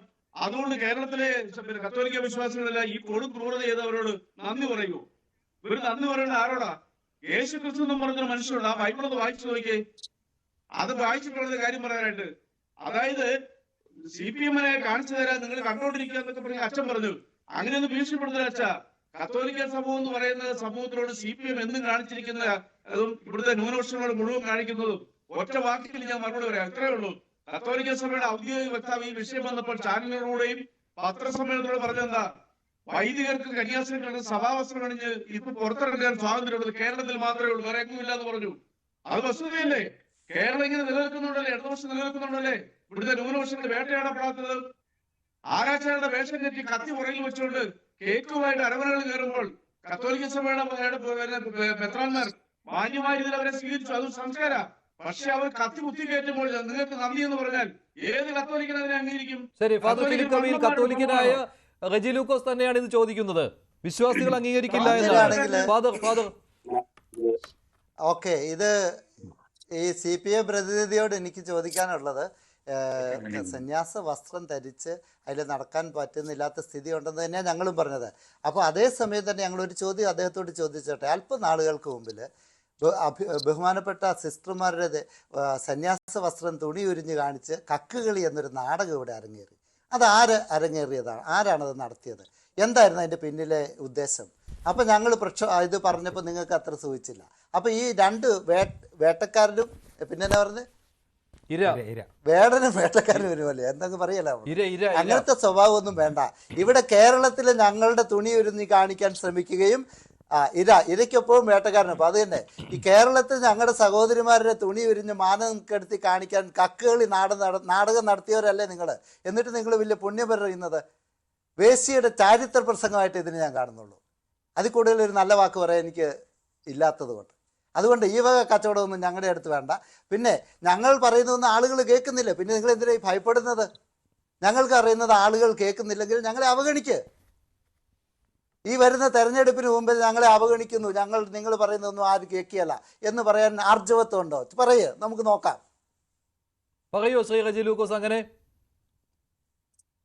അല്ല, അതൊക്കെ അച്ഛന്റെ രാഷ്ട്രീയവും അച്ഛന്റെ വെല്ലുവിളികളൊക്കെ ഞാൻ കേട്ടോണ്ടിരിക്കുക. ഞാൻ മാനിക്കുന്നവരാണ് ഈ പുരോഹിതന്മാരും. കേരളത്തിലെ മിക്കവാറും 90% ബിഷപ്പുമാരായിട്ട് നല്ല സൗഹാർദ്ദമുള്ള ഞങ്ങളൊക്കെ.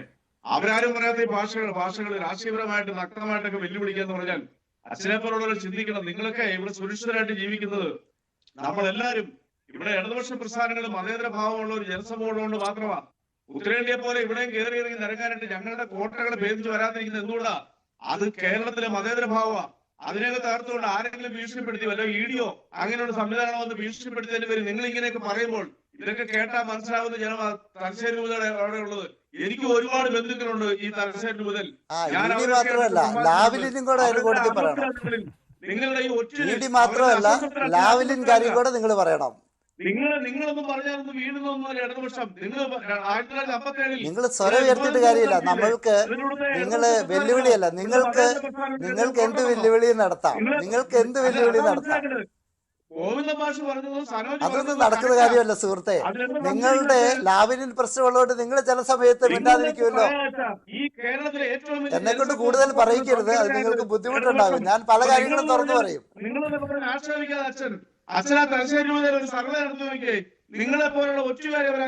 ഇടതുപക്ഷത്തിനും ഭയപ്പെടാനുള്ള ചരിത്രമുണ്ടെന്ന് ഇവിടെ നാട്ടുകാർക്കറിയാം. നിങ്ങൾക്കും ഭയപ്പെടാനുള്ള കാര്യങ്ങളുണ്ടെന്ന് ഞങ്ങൾക്കറിയാം. നിങ്ങളെ ഇഡി ഭയപ്പെടുത്തുന്നതാണ്, നിങ്ങളെ ലാവ്ലിൻ കേസ് നിങ്ങളെ ഭയപ്പെടുത്തുന്നതാണ്. ഇവിടുത്തെ മതേതര പ്രസ്ഥാനങ്ങളെ തകർക്കാനുള്ള നിങ്ങളുടെ ഈ ഗൂഢശ്രമം, അതിലേ ഞങ്ങൾക്ക് ഭയമുള്ളൂ. അത് നിങ്ങളുടെ ഭാവന സൃഷ്ടിയാണ്. നിങ്ങളുടെ ഭാവന സൃഷ്ടി മറ്റുള്ളവരുടെ മേൽ ആരോപിക്കാനൊന്നും നോക്കണം. അതൊന്നും നടക്കില്ല. അത് നിങ്ങളുടെ പാർട്ടി ഗ്രാമങ്ങളിൽ നടക്കുമായിരിക്കും, നിങ്ങളുടെ അണികളുടെ നടക്കുമായിരിക്കും. സ്വതന്ത്ര ചിന്തയുള്ള രാഷ്ട്രീയ ബോധമുള്ള ആളുകൾക്ക് മുമ്പിൽ അത് നടക്കുകയില്ല. ഞങ്ങൾക്ക് യാതൊരു രാഷ്ട്രീയ അടിമത്വവുമില്ല, ഒരു കക്ഷി രാഷ്ട്രീയത്തോടും ഞങ്ങൾക്ക് അടിമത്വമില്ല. ഞങ്ങൾക്ക് സ്വതന്ത്ര നിലപാടുണ്ട്. ജനങ്ങളെ പോലെ ഒറ്റ കൊടുത്തുകൊണ്ട് നിങ്ങൾ 3-4 പേരുടെ സംരക്ഷണത്തിന് വേണ്ടി ചെയ്യുന്ന ഈ ജൽപ്പനങ്ങൾക്കൊന്നും ഇനി കേരളം വെച്ച് ഓർക്കത്തില്ല. അതാ പറഞ്ഞേ, ചരിത്രം തന്നെ പിന്നെ നിങ്ങൾ എവിടെ നിന്ന് ഞങ്ങളുടെ ആളുകൾ അങ്ങനെ ഒത്തുകൊടുക്കുന്നില്ല. നിങ്ങള് ഉദ്ദേശിക്കുന്ന ആളുകളല്ല ഞങ്ങള്. നിങ്ങൾ വെറുതെ ഒച്ച വെച്ച് വേളം വെച്ച് വരുന്നതുകൊണ്ടൊന്നും ഞങ്ങളുടെ ആളുകൾ അങ്ങനെയൊന്നും പറയല്ല. അതൊക്കെ നിങ്ങളുടെ വ്യാമോഹങ്ങൾ മാത്രമാണ്. നിങ്ങളുടെ വ്യാമോഹങ്ങൾ മാത്രമാണ്. അതൊന്നും നടക്കുന്ന കാര്യമല്ല കേട്ടോ. അച്ഛനെ പോലുള്ളവര് ഉത്തരേന്ത്യയിൽ ഈ വസ്ത്രം ധരിച്ച് നടക്കാൻ പറ്റുമോ? KCBCയുടെ വ്യക്തത പറഞ്ഞ കേരളത്തിൽ നടക്കുന്നുള്ളൂ. അപ്പൊ നിങ്ങൾക്ക് തിരിച്ചു കേൾക്കാൻ ബുദ്ധിമുട്ടാണ് അല്ലേ? അതാണ് നിങ്ങളുടെ വിഷമം. ഇതിനാണ് ഫാസിസം എന്ന് നമ്മൾ പറയുന്നത്. നമ്മൾക്ക് ഫാസിസം എന്ന് പറയുന്നത് ഇത് തന്നെയാണ്. മറ്റുള്ളവരുടെ അഭിപ്രായങ്ങൾ ദഹിക്കാതെ വരുന്നത്, മറ്റുള്ള അഭിപ്രായങ്ങൾ കേൾക്കാൻ പറ്റാത്ത സ്ഥിതി വരുന്നത് ഫാസിസം എന്നാണ് ഞങ്ങൾ പറയുന്നത്. അത് തന്നെയാണ് ഞങ്ങൾ ഇന്ന് പറഞ്ഞത്. ഞങ്ങൾ ഇന്ന് പറഞ്ഞത് അത് തന്നെയാണ്. ഇതിൽ ഒരു നാണയത്തിന്റെ ഇരു വശങ്ങൾ തന്നെയാണിത്. ബജറംഗ് ദൾ പറയുന്ന അതേ ഭാഷയാണ് താങ്കൾ ഇപ്പോൾ സംസാരിക്കുന്നത്. ബജറംഗ് പറയുന്ന അതേ ഭാഷയാണ് സംസാരിക്കുന്നത് റെജി. CPM അതായത് MP ഗോവിന്ദനും അതേ ഭാഷ സംസാരിക്കുന്നു എന്നല്ലേ ഫാദർ? അതെ, ഇങ്ങനെ ഭീഷണിപ്പെടുത്താനൊന്നും വരണ്ട, അതൊന്നും നടക്കുകയല്ല. ഫാസിസം ആരുടെ ഭാഗത്തുനിന്നും ഉണ്ടാകാൻ പാടില്ല. അത് ഞങ്ങൾ അംഗീകരിക്കുകയല്ല. അച്ഛനെ പോലെയുള്ളവർ ഇങ്ങനെ സംസാരിക്കരുതെന്ന് പറഞ്ഞു. അച്ഛനെ പോലെയുള്ളവർ ഇങ്ങനെ സംസാരിക്കരുതെന്ന് പറഞ്ഞു. അച്ഛനോട് സംസാരിക്കുമെങ്കിൽ അച്ഛന് സംസാരിക്കാം. ഞാനിവിടെ ചീത്ത പറഞ്ഞില്ല, മോശമായ ഒരു ഭാഷ പറഞ്ഞില്ല. ആശയതലത്തില് നിങ്ങൾ പറയുന്നത് അംഗീകരിക്കാൻ സാധിക്കില്ലെങ്കിൽ അത് തുറന്നു പറയാനുള്ള അവകാശം ഞങ്ങൾക്കുണ്ട്. ഒരു ആശയപരമായ വിയോജിപ്പ് പറയാനുള്ള അവകാശം പോലും ഇല്ല എന്ന് കരുതുന്നതിനെയാണ് ഫാസിസം എന്ന് നമ്മൾ പറയുന്നത്. അത് മനസ്സിലാക്കണം.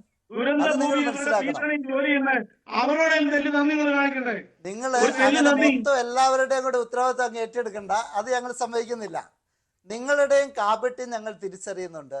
ഈ കാപട്യമൊക്കെ മനസ്സിലാക്കാനുള്ള സാമാന്യ ബുദ്ധി ഞങ്ങൾക്കും ഉണ്ട് എന്ന് മനസ്സിലാക്കുന്നത് നന്നായിരിക്കും. അതായത് രാഷ്ട്രീയ നേട്ടത്തിന് വേണ്ടിയാണ് ശ്രീ റെജി ലൂക്കോസ് നിങ്ങളും ഇറങ്ങി പുറപ്പെട്ടത്. അത് മനസ്സിലാക്കുവാൻ സഭയ്ക്ക് പറ്റും. അതാണ് അച്ഛന്റെ വാക്കുകളിലും കേൾക്കുന്നത്. എന്ത് രാഷ്ട്രീയ നേട്ടം? എന്ത് രാഷ്ട്രീയ നേട്ടം പറയൂ. രാഷ്ട്രീയ നേട്ടം മഞ്ജുഷേ, ഒറ്റ രാഷ്ട്രീയ നേട്ടമേ ഉള്ളൂ, ക്രൈസ്തവ വോട്ടുകൾ കിട്ടുക എന്നുള്ളത്. അത്രേ ഉള്ളൂ. ക്രൈസ്തവ വോട്ടുകൾ അതെല്ലാവർക്കും അറിയാം. ക്രൈസ്തവ വോട്ടുകൾ അല്ലെങ്കിൽ ഇടതുപക്ഷത്തിനൊപ്പം നിൽക്കും. കാരണം ഇടതുപക്ഷം ഉണ്ടെങ്കിലേ ഇവിടെ നിലനിൽപ്പുള്ളവരും. അങ്ങനെയുണ്ട്. പക്ഷേ ക്രൈസ്തവ വോട്ടുകൾ എന്നും ഇടതുപക്ഷത്തിനൊപ്പമാണോ? ഇടതുപക്ഷം ഉള്ളത് കൊണ്ടാണ് നിങ്ങളൊക്കെ ലോഹയിട്ട് ഇവിടെ നടക്കുന്നതെന്നാണ്. ഇടതുപക്ഷം ഉള്ളത് കൊണ്ടാണ് അച്ഛനൊക്കെ ലോഹയിട്ട് ഇവിടെ നടക്കുന്നതെന്നാണ് റെജി ലൂക്കോസ് അവകാശപ്പെടുന്നത്. അല്ല, അത് കത്തോലിക്ക സഭയുടെ വ്യക്താവ് പറഞ്ഞത്, റെജി ലൂക്കോസ് പറഞ്ഞതല്ല. ഓ റെജി കത്തോലിക്ക ലൂക്കോസിന്റെ സഭയുടെ അറിവില് ഔദ്യോഗിക വ്യക്താവ് ചാനലുകളിൽ വന്ന് ചർച്ചയിൽ പറഞ്ഞ ഞങ്ങൾക്ക് റെജി കേരളത്തിന് പുറത്ത് ലൂക്കോസിന്റെ ഈ സഭാവസ്ത്രങ്ങൾ പോലും ധരിക്കാൻ പറ്റുന്ന സാഹചര്യമാണെന്ന് പോലും. അല്ല, റെജി ലൂക്കോസിനെ കുറിച്ച് പറഞ്ഞതല്ല. അച്ഛൻ മറുപടി പറയട്ടെ. അച്ഛൻ പറയും. പറഞ്ഞോളൂ, അച്ഛൻ പറഞ്ഞോട്ടെ, ഒരു പ്രശ്നമില്ല. റെജി ലൂക്കോസിന്റെ ഈ വലിയ അറിവിനെ കുറിച്ച് എനിക്ക് വലിയ അത്ഭുതവും ആദരവും തോന്നുകയാണ്. അദ്ദേഹത്തിന്റെ ആളുകൾ ഇവിടെ ഇല്ലായിരുന്നെങ്കിൽ ഞങ്ങൾക്ക് ഇവിടെ ഉടുപ്പിട്ട് നടക്കാൻ പറ്റാത്ത സ്ഥിതി വരുമായിരുന്നുവെന്ന്. അപ്പൊ നമ്മുടെയൊക്കെ കൈ തന്നെ വല്ല മാങ്ങ പറഞ്ഞു ഇങ്ങനത്തെ പക്ഷെ അത് റെജി ലൂക്കോസ് കത്തോലിക്ക സഭയുടെ ഔദ്യോഗിക വ്യക്താവ് ഈ വിഷയം ഉണ്ടായി പറഞ്ഞ കാര്യ. അല്ല, ഞാൻ പറഞ്ഞതല്ല. അച്ഛനെ ഈ പറഞ്ഞത് കേട്ടിട്ട് കേൾക്കാൻ അടിക്കുന്നത്. അച്ഛന് വേറെന്തോ രക്ഷയുണ്ട്. കത്തോലിക്ക സഭയുടെ ഔദ്യോഗിക വ്യക്താവ് KCB വ്യക്താവ് പറഞ്ഞ ഇവിടുത്തെ മാധ്യമങ്ങളിൽ നിരന്തരമായിട്ട് പറയുന്നത്. അച്ഛൻ എന്തോ പറയാൻ ഉദ്ദേശിക്കുന്നുണ്ട് അല്ലെ? അച്ഛൻ ഇവിടെ കൊണ്ട് അല്ലല്ല, റെജി ലൂക്കോസ് അത്രയും പറഞ്ഞിട്ടും അച്ഛൻ നിശബ്ദത പാലിക്കുകയാണ്. പറഞ്ഞോളൂ. അത് ഇങ്ങനെയൊക്കെ പറയുമ്പോൾ എങ്ങനെയാണ് ഇടപെടാതിരിക്കുന്നത്? വൈദികരെയൊക്കെ ഇഷ്ടപ്പെടുന്നവരാ ഞങ്ങള്. വൈദിക സമൂഹത്തിൽ ഞാനും. റെജി ഒന്ന് നിർത്തൂ, അച്ഛൻ പറയട്ടെ. റെജി ഒന്ന് നിർത്തൂ പ്ലീസ്, അച്ഛൻ പറയട്ടെ. പ്ലീസ്.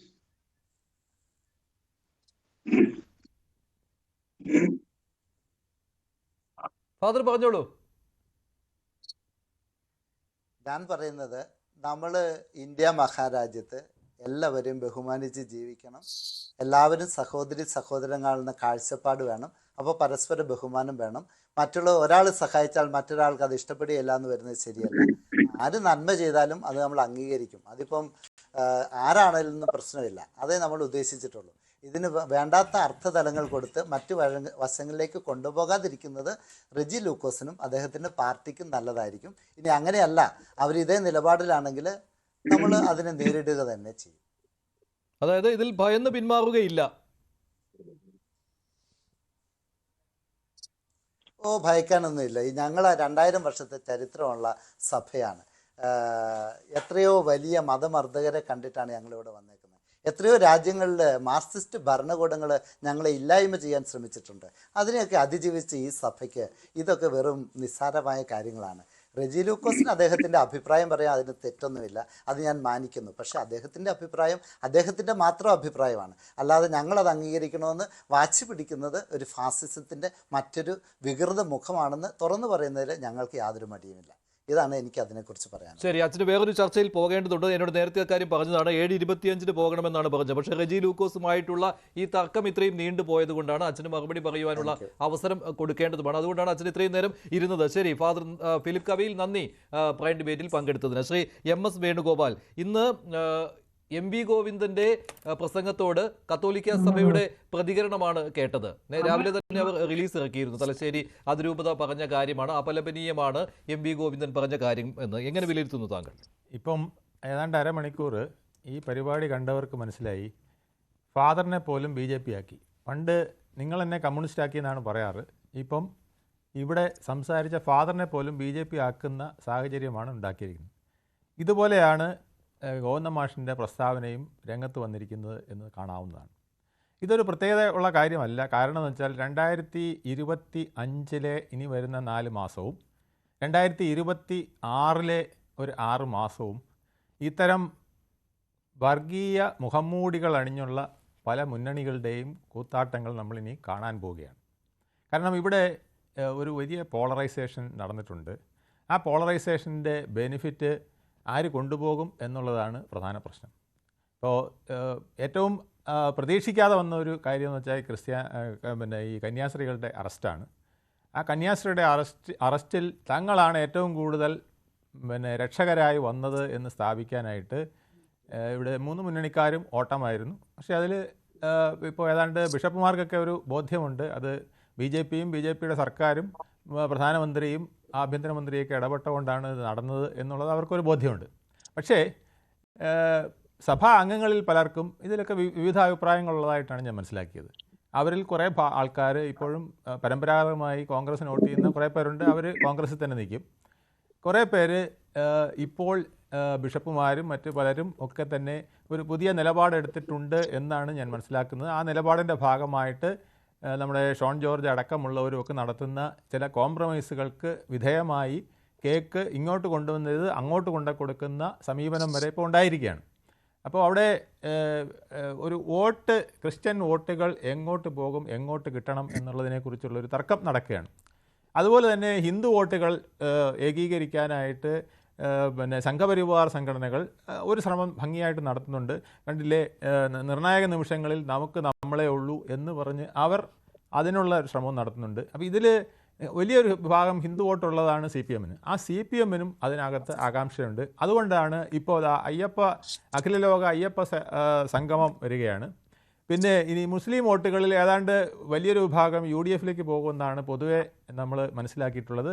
അവരുടെ ഒരു ആറ്റിറ്റ്യൂഡും അങ്ങനെ തന്നെയാണ്. അതിന് അതിന് ഒരു സ്പ്ലിറ്റ് വരുന്ന വിധത്തിലുള്ള ഒരു പിന്നെ സാധനവും ഇപ്പോൾ നമ്മുടെ മണ്ഡലത്തിൽ വന്നിരിക്കുകയാണ്. അതാണ് വിഭജന ഭീതി ദിനാചരണം. അപ്പോൾ അതിൽ പിന്നെ നമ്മുടെ ഗവർണർ തന്നെ കോളേജുകളിലൊക്കെ ഈ വിഭജന ഭീതി ദിനാചരണം നടത്തണം എന്ന് പറഞ്ഞപ്പോൾ നമ്മുടെ മുഖ്യമന്ത്രി ശക്തമായിട്ട് തന്നെ എതിർത്തിട്ടുണ്ട്, അദ്ദേഹം ഇടപെട്ടിട്ടുണ്ട്. അപ്പോൾ അതിൽ മുസ്ലിങ്ങളുടെ ഒരു ചിന്താഗതിയും എത്രത്തോളം മാറ്റിയെടുക്കാമെന്നുള്ള രീതിയിൽ ഇനി വരുന്ന ദിവസങ്ങളിൽ ഇങ്ങനെ അഖില ലോക അയ്യപ്പ സംഗമവും ക്രിസ്ത്യാനിയെ മാമോദിസ മുക്കി BJP ആക്കുന്നതും തിരിച്ച് കൊണ്ടുവരുന്നതും ഖർവാപ്പസിയും അതുപോലെ തന്നെ വിഭജന ഭീതി ദിനാചരണവും ഒക്കെ ഇനി വിഭജന, ജാതി വിഭജന, മതവിഭജന രാഷ്ട്രീയത്തിലേക്ക് നമ്മുടെ പ്രബുദ്ധ കേരളം അടുത്ത ദിവസങ്ങളിലേക്ക് പോകാൻ പോകുന്നു. BJPയുടെ പ്രതിനിധി ശ്രീ സുമിത് ജോർജ്, ഇവിടെ റെജി ലൂക്കോസ് പറഞ്ഞ ഒരു കാര്യമുണ്ട്. ഇതിൽ സഭകൾ എന്ത് നിലപാടെടുത്താലും വിശ്വാസികൾ അതോടൊപ്പം നിൽക്കുകയില്ല എന്ന്. അതുമാത്രമല്ല, ഇടതുപക്ഷം ഉള്ളതുകൊണ്ടാണ് ഇവിടെ ന്യൂനപക്ഷങ്ങൾക്ക് സ്വതന്ത്രമായിട്ട് പ്രവർത്തിക്കുവാൻ കഴിയുന്നത്, ജീവിക്കുവാൻ കഴിയുന്നത് എന്നും. ഞാൻ ഈ കഴിഞ്ഞ ഏകദേശം അരമണിക്കൂറായി ഈ ചർച്ച വളരെ ശ്രദ്ധയോടെ കേട്ടിരിക്കുകയായിരുന്നു. അപ്പോൾ ഇപ്പൊ ഈ പറഞ്ഞ രണ്ട് വിഷയങ്ങൾ, ഒന്ന് ഇടതുപക്ഷം ഉള്ളത് കൊണ്ടാണ് കേരളത്തിൽ ക്രിസ്ത്യാനികൾക്ക് പ്രത്യേകിച്ച് ന്യൂനപക്ഷങ്ങൾക്ക് നിലനിൽക്കാൻ കഴിയുന്നതാണ് ഒരു വാദം. അപ്പൊ ഞാൻ ചോദിക്കുന്നത്, ഈ രാജ്യത്ത് മുഴുവനായും രാജ്യം മുഴുവനുള്ള ക്രിസ്ത്യൻസ് അല്ലെങ്കിൽ ന്യൂനപക്ഷങ്ങൾ CPM-ന്റെ സംരക്ഷണത്തിലാണ് എന്നുള്ളതാണ് ശ്രീ റെജി ഇവിടെ സൂചിപ്പിച്ചത്.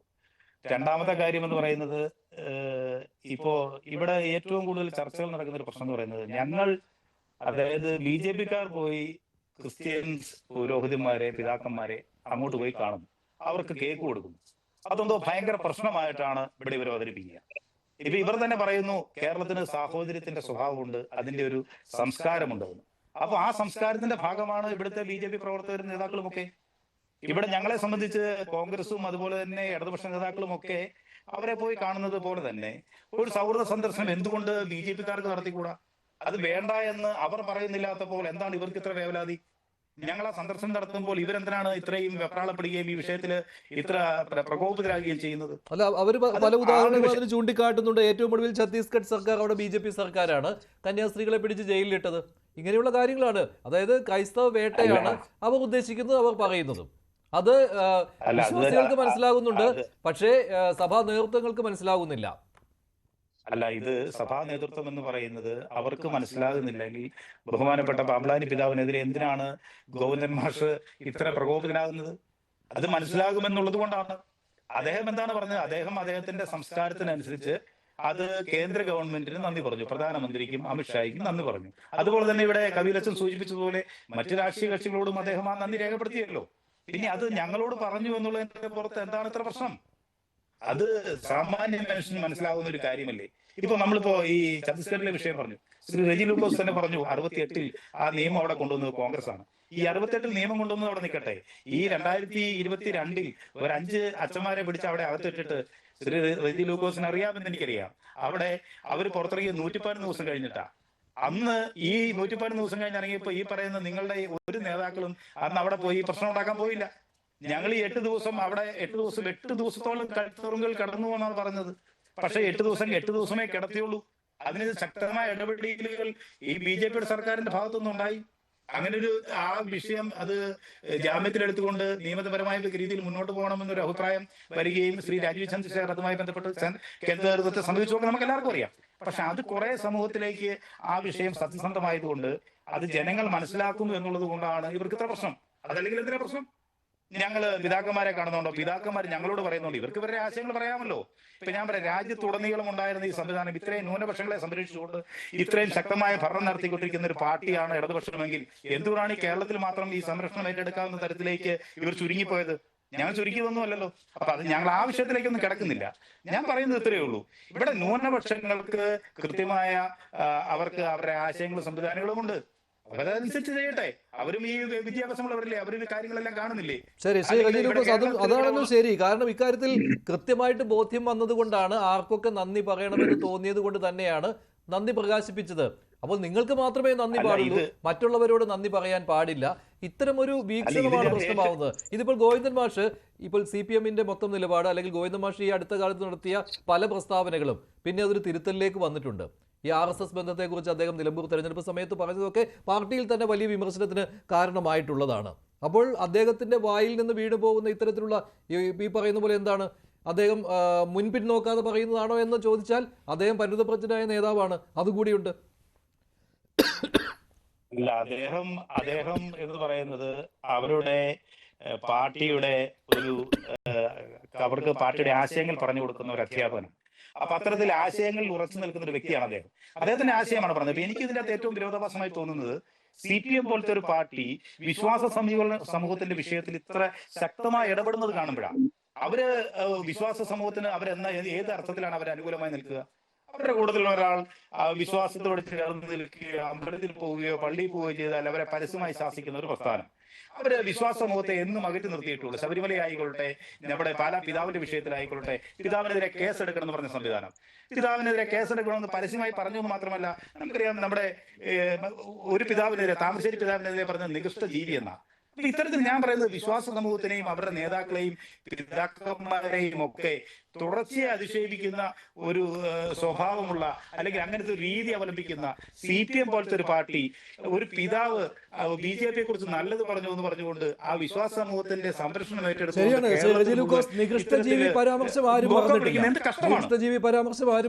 അത് ഞാൻ പറഞ്ഞ ഈ ഇവര് പറഞ്ഞല്ലോ, സമൂഹം മറന്നു എന്ന് പറഞ്ഞു. സമൂഹം എന്ത് മറന്നു വന്ന്? സമൂഹം എല്ലാം ഓർക്കുന്നുണ്ട്. നികൃഷ്ടജീവി പരാമർശം മറന്നിട്ടില്ല. അത് ഇന്ന് രാവിലെയും സഭാ വക്താക്കൾ പറഞ്ഞിരുന്നു. അപ്പൊ ഇതൊക്കെ ഈ സമൂഹത്തിൽ മാറ്റിക്കൊള്ളുകയാണ്. അതെ, ഒന്നുകൂടി ചോദിച്ചേ. അല്ല, ഈ നികൃഷ്ടജീവി പരാമർശമുണ്ടല്ലോ, മുമ്പ് താമരശ്ശേരി ബിഷപ്പിനെ പിണറായി വിജയൻ വിളിച്ചത്, അതാരും മറന്നിട്ടില്ല. ഇന്ന് സഭാ വക്താക്കൾ പറയുന്നുണ്ടായിരുന്നു. ഇപ്പോൾ അല്പം മുമ്പ് സംസാരിച്ച ഫിലിപ്പ് കവിയിലും രാവിലെ ലൈവിൽ വന്നപ്പോൾ അദ്ദേഹം അത് പറഞ്ഞു, നികൃഷ്ടജീവി പരാമർശം മറന്നിട്ടില്ല എന്ന്. അത് വിശ്വാസികളും മറന്നിട്ടില്ല എന്ന്. ആ സഭാ നേതൃത്വങ്ങൾ മാത്രമല്ല, വിശ്വാസികളും മറന്നിട്ടില്ല എന്ന്. മനുഷ്യ നികൃഷ്ടജീവി എന്ന് താമരശ്ശേരി പിതാവിനെ കുറിച്ച് പിണറായി വിജയൻ വിശേഷിപ്പിച്ചതിന് ശേഷം 4 തവണ ഇവിടെ ഇടതുപക്ഷം വിജയിച്ചു. ആ പിതാവിന്റെ ആസ്ഥാനം തന്നെ ഇടതുപക്ഷത്തിന്റെ MLA ഇപ്പോൾ ഉള്ളത് താമരശ്ശേരി പിതാവിന്റെ. താമരശ്ശേരി പിതാവായിട്ട് വളരെ വ്യക്തിപരമെന്നുള്ളതാണ്. അപ്പൊ അങ്ങനെ ഇനിയും ആ പ്രയോഗത്തിലൂടെ വോട്ട് കിട്ടാന്നാണ് ഇവർ വിചാരിക്കുന്നത്. അദ്ദേഹം പറഞ്ഞത്. പക്ഷെ ഇവിടെ പിന്നെ നമ്മുടെ സുമിത് രസകരമായ കാര്യം പറഞ്ഞു, മറുപടി അദ്ദേഹം പറഞ്ഞ കേരളത്തിന് വഴി ക്രിസ്ത്യാനികൾക്ക് സുരക്ഷിത കിട്ടുന്ന CPM ഉള്ളവരാണെന്ന് ചോദിച്ചു. കേരളത്തിന് വഴി ഒറ്റ സംസ്ഥാനം സുരക്ഷിതമായിട്ട് ജീവിക്കുന്നത് എന്നോട് പറയാമോ? ഓരോ നേരം എടുത്ത് പറയാം. ഞാൻ എല്ലാം കുറിപ്പിരിക്കുന്നത്. UP-യിൽ ക്രിസ്മസ് ആഘോഷിക്കാൻ പാടില്ല. മധ്യപ്രദേശിൽ സ്കൂളുകളിൽ പിന്നെ പാപ്പായുടെ വസ്ത്രങ്ങൾ ധരിക്കാൻ പാടില്ല. അവിടെ 12 കന്യാസ്ത്രീകളെ അച്ഛന്മാരെയും റിമാൻഡ് ചെയ്തു. പിന്നെ ജാമ്യത്തിൽ ഭാഗ്യത്തിൽ പുറത്തിറക്കിയിരിക്കുന്ന അലഹബാദ് ഹൈക്കോടതി ഒരു പാസ്റ്റർ പാപ്പത്തിനും ഭാര്യയ്ക്കും ഈ നിയമത്തിന്റെ പേരിൽ കൊണ്ടുപോയി 8 വർഷത്തെ തടവിന് ശിക്ഷിച്ചു. ഇപ്പോൾ ജാമ്യത്തിൽ ഇറങ്ങിയെന്ന് സുപ്രീം കോടതി പറഞ്ഞിട്ടാണ്. രാജസ്ഥാനിൽ ഒറീസയിൽ നിരന്തരമായിട്ട് കത്തോലിക്ക വൈദ്യരെ കന്യാസ്ത്രീകൾ മർദ്ദിക്കുന്നു. ഛത്തീസ്ഗഡ് വർഷങ്ങളായിട്ട് മർദ്ദിക്കുന്നു. രാജസ്ഥാനിൽ കഴിഞ്ഞ ദിവസം ഒരു ക്രിസ്ത്യൻ മിഷണറിയെ പിടിച്ച് ജയിലിലിട്ടിരിക്കുകയാണ്. ഇന്ത്യയുടെ ഏത് ഭാഗത്താണ് നിങ്ങൾക്ക് സുരക്ഷിതമുള്ളത് ക്രിസ്ത്യാനികൾക്ക്? അതതിനല്ലേ കത്തോലിക്ക സഭയുടെ ഔദ്യോഗിക വക്താവ് KCBC-യുടെ ഔദ്യോഗിക ചർച്ചയിൽ കണ്ടെടുത്ത് ഞാനും പങ്കെടുത്തതാണ് കഴിഞ്ഞ ഈ വിഷയം ഉണ്ടായപ്പോൾ. അദ്ദേഹം എന്താ പറഞ്ഞേ? അതാണ് കത്തോലിക്ക സഭയുടെ വോയിസ് എന്ന് പറയുന്നത്. വക്താവിന്റെ എന്താ പറഞ്ഞേ? ക്രിസ്ത്യൻ മിഷണറിമാർക്ക് ഞങ്ങൾക്ക് സഭാവസ്ത്രം വിട്ട് കേരളത്തിന് പുറത്തിറങ്ങാൻ ഭയമാണ്, സ്വാതന്ത്ര്യമില്ല. That is true. അതെന്തുകൊണ്ടാ? ഇവിടെ CPM ഉള്ളതുകൊണ്ട് മാത്രമല്ല, ഇവിടുത്തെ മതേതര മുഖം ഉള്ള ശരി, ശ്രീ എം എസ് വേണുഗോപാൽ, ഇതാണ് പതിവായിട്ട് CPM പറയുന്നത്. CPM ഉള്ളത് കൊണ്ട് മാത്രമാണ് ക്രൈസ്തവർ സുരക്ഷിതരായിരിക്കുന്നത് എന്ന്. പക്ഷെ അത് സഭാ നേതൃത്വം കേൾക്കുന്നില്ല. സഭാ നേതൃത്വത്തിന് ഇന്ത്യ മൊത്തമുള്ള രാഷ്ട്രീയ സംവിധാനങ്ങളെക്കുറിച്ച് നല്ല ബോധ്യമുണ്ട്. അവർക്കറിയാം ബംഗാളിൽ CPMകാർ, അതുപോലെ തന്നെ ത്രിപുരയിൽ CPMകാർ RSകാരുടെ കാര്യാലയത്തിൽ പോയാണ് ഈ മമതാ ബാനർജിയുടെ റോഹിന്ത്യൻ പിള്ളേർ വന്ന് അടിച്ചപ്പം അഭയം തേടിയത്. ഇതൊന്നും ആരും മറന്നുപോയിട്ടില്ല. അപ്പോൾ ഈ എവിടെ സംരക്ഷണം കൊടുക്കും എന്നുള്ളത് ക്രിസ്ത്യൻ സഭകൾക്കറിയാം. ആര് മുന്നോട്ട് വന്നാലാണ് തങ്ങൾക്ക് കൂടുതൽ സംരക്ഷണം കിട്ടുക എന്നുള്ളത് അവർക്ക് ബോധ്യമുള്ളതുകൊണ്ടാണ് പലരും ഇത്തരത്തിലുള്ള നിലപാടുകൾ എടുക്കുന്നതും പ്രധാനമന്ത്രിയെയും അമിത്ഷായെയൊക്കെ അഭിനന്ദിക്കുന്നതും അതുകൊണ്ടാണ്. നമുക്കിപ്പോൾ ഇവിടെ കാണാവുന്ന ഒരു വ്യക്തമായ കാര്യം, ഈ ക്രിസ്ത്യൻ സഭകളുടെ വോട്ട് എങ്ങോട്ട് പോകും, അല്ലെങ്കിൽ സഭാവിശ്വാസികളുടെ വോട്ട് എങ്ങോട്ട് പോകും എന്നുള്ളതിനെക്കുറിച്ച് കുറച്ച് നാളായിട്ട് ഇവിടെ ഒരു വലിയ സംവാദം നടക്കുകയാണ്. അപ്പോൾ അതിൽ ഏതാണ്ട് BJPക്ക് വലിയൊരു ഭാഗം പോകുമെന്ന് വന്നപ്പോഴാണ് കന്യാസ്ത്രീകളുടെ പ്രശ്നം വന്നത്. പക്ഷേ ആദ്യപ്പോൾ ഏതാണ്ട് തണുത്തു വരുന്നു എന്നുള്ളതാണ്. അത് അതിൻ്റെ ഭാഗമായിട്ട് ബിഷപ്പുമാരും മറ്റും പിന്നെ BJPയുടെ ആസ്ഥാനത്ത് പോയി കേക്ക് കൊണ്ട് കൊടുത്തു.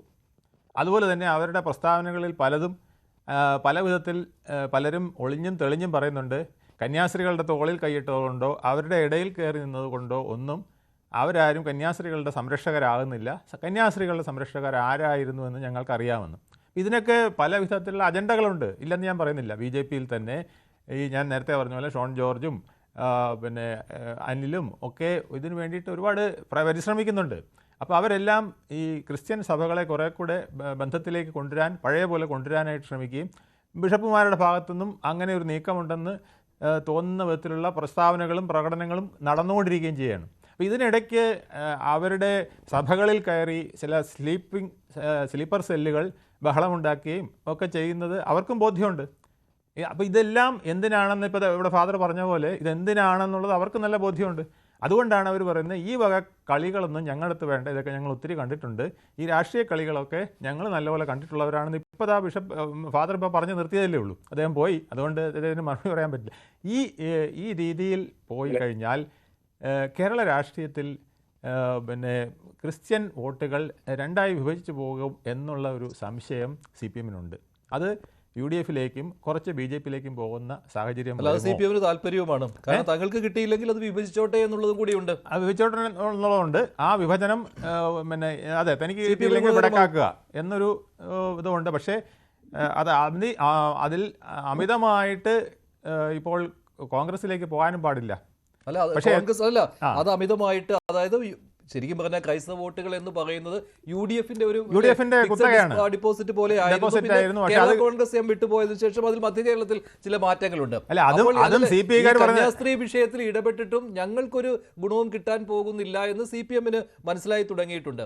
അതുകൊണ്ട് UDFന് കിട്ടുന്ന ആ ഗെയിൻ അത് വിഭജിച്ചോട്ടെ, BJPയിലേക്ക് കുറെ ക്രൈസ്തവ വോട്ടുകൾ പോയാലും കുഴപ്പമില്ല. അതിനുവേണ്ടി MV ഗോവിന്ദൻ മനഃപൂർവ്വം ഉണ്ടാക്കിയ ഒരു പ്ലോട്ടാണോ എന്ന് പോലും സംശയിക്കേണ്ടി വരും ഇത്.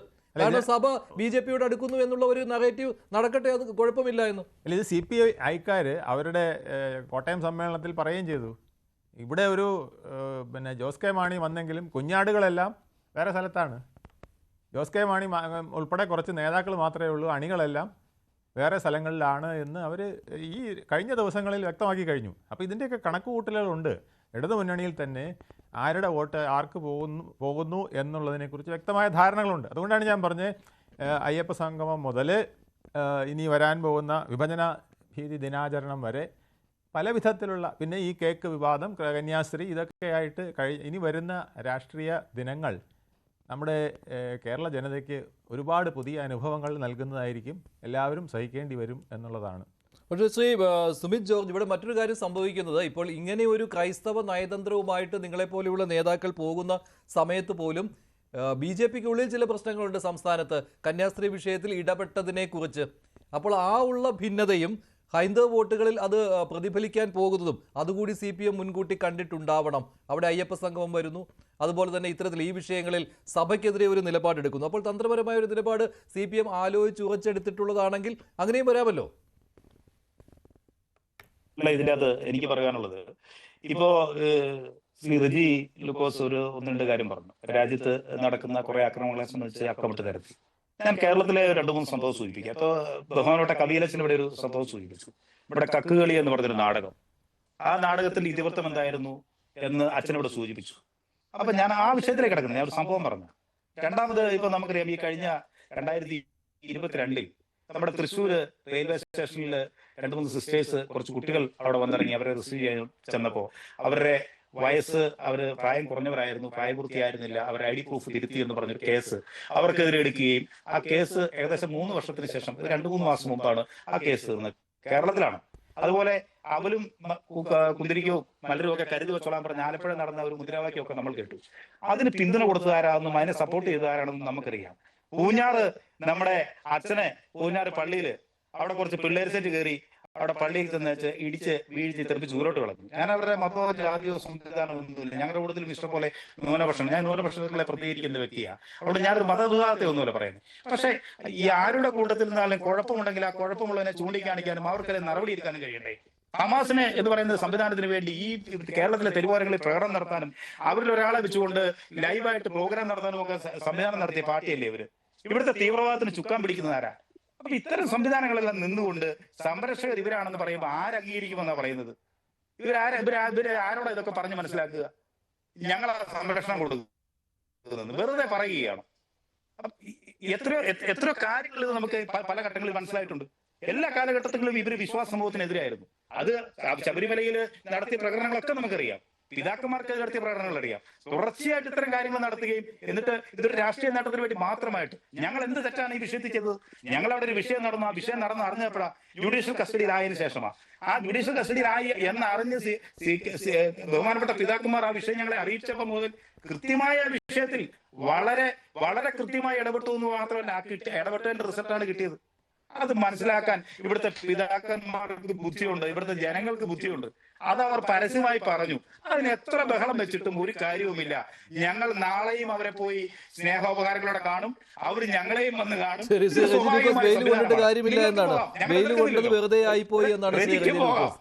ഒരു കുഴപ്പവുമില്ല. റെജിക്ക് പോവാം, റെജിക്കും പോയി കേക്ക് കൊടുക്കാം, ഒരു പ്രശ്നവുമില്ല. ഞങ്ങൾ കാര്യമുണ്ട്. ശ്രീ റെജി ലൂക്കോസ്, ഈ കേരള കോൺഗ്രസ് മാണി വിഭാഗം എന്ത് പറയുന്നു എന്നും കൂടിയുണ്ട് ഇവിടെ.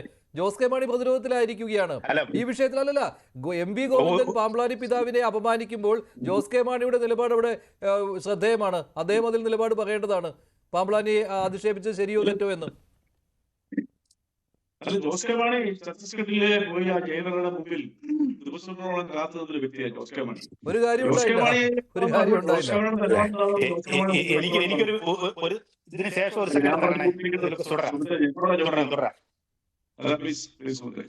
ഞാൻ പറഞ്ഞത് ജോസ് കെ മാണി അതിനകത്ത് നിന്ന് വലിച്ചെടുക്കേണ്ട കാര്യമില്ല. പിന്നെ ഇവിടെ സുഹൃത്ത് പറഞ്ഞതിന് ഒരു മറുപടി പറയാം. എനിക്ക് ശരി തോന്നി. കാരണം സുഹൃത്ത് പറഞ്ഞത് പിതാക്കന്മാരുടെ എല്ലാം സുരക്ഷ ഇവർ ഏറ്റെടുത്ത് കഴിഞ്ഞു. ഇവര് കേരളത്തില് ഒരു 3 കന്യാസ്ത്രീകൾ ജയിലിൽ കിട്ടുന്ന അവർക്ക് ഛത്തീസ്ഗഡിൽ നിന്ന് പ്രായപൂർത്തിയായ പിള്ളേരെ. സുഹൃത്തിന്റെ ഓർമ്മയിലേക്ക് ഞാൻ പറയാം. അതായത് സുഹൃത്തിന് അറിയാൻ പറയുന്നില്ല. സുഹൃത്ത് വളരെ ബുദ്ധിമുട്ടുള്ള മനുഷ്യനാണ്. എന്റെ സുഹൃത്തുണ്ട്. സുഹൃത്ത് റെയിൽവേ പോലീസാണ് കേസെടുത്തിരിക്കുന്നത്. ഇന്ത്യൻ റെയിൽവേ പോലീസ് എടുത്തിരിക്കുന്ന കേസിനെ കോർട്ടിൽ കൈയെടുത്താനായിട്ട് ഒരു സംസ്ഥാന സർക്കാരിനും പവറില്ല. റെയിൽവേക്ക് കോടതി വരെയുള്ള സുഹൃത്ത് മനസ്സിലാക്കണം. അത് തൃശ്ശൂരിലെ ഫസ്റ്റ് ക്ലാസ് മജിസ്ട്രേറ്റ് കോടതി കഴിഞ്ഞ ദിവസം റദ്ദ് ചെയ്യുന്നു. ഇതിലാണ് വസ്തുത. അതിനകത്ത് എന്ത് ചെയ്യാം? നിങ്ങൾ ഇങ്ങനെയൊക്കെയാണ് ഈ കള്ളങ്ങൾ പറഞ്ഞു വരുന്നത്. ഈ സോഷ്യൽ മീഡിയയുടെ കാലത്തും ഇതുപോലുള്ള ചാനലുകളുള്ള കാലത്ത് ഇങ്ങനെയൊക്കെ പറയാവോ സുഹൃത്തെ? അങ്ങനെ കേരള ഗവൺമെന്റ് പിടിച്ച് ജയിലിലിട്ടിരുന്ന കേരളത്തിൽ എന്തെല്ലാം വിഷയം ഉണ്ടാവുമായിരുന്നു? നിങ്ങളൊരു സമരം നടത്തിയോ? ഇങ്ങനെ കന്യാസ്ത്രീകളെ പിടിച്ചകത്തിട്ടെന്ന് പറഞ്ഞുകൊണ്ട് നിങ്ങൾ നടത്തിയോ? അപ്പൊ തന്നെ നിങ്ങൾക്ക് അതിന് തട്ടലില്ലായിരുന്നോ കേരള സർക്കാർ ആയിരുന്നുവെങ്കിൽ? ഇനി വേറൊരു കാര്യം, ഇപ്പൊ ഈ ഛത്തീസ്ഗഡിലെ വിഷയം വന്നല്ലോ. ഛത്തീസ്ഗഡിലെ വിഷയം നടന്ന സംഭവത്തിന്റെ കുറിച്ച് എന്നോട് പറയുന്നത് എന്താണ്? സുഹൃത്ത് ഇപ്പോൾ ചർച്ചയിൽ ഇവിടുത്തെ ആക്രമണങ്ങളെ ഞങ്ങൾ വൈകുന്നേരമാണ് അത് അറിയുന്നത്. ജുഡീഷ്യൽ കസ്റ്റഡിയിൽ ആയതിനു ശേഷം അറിയുന്നത്.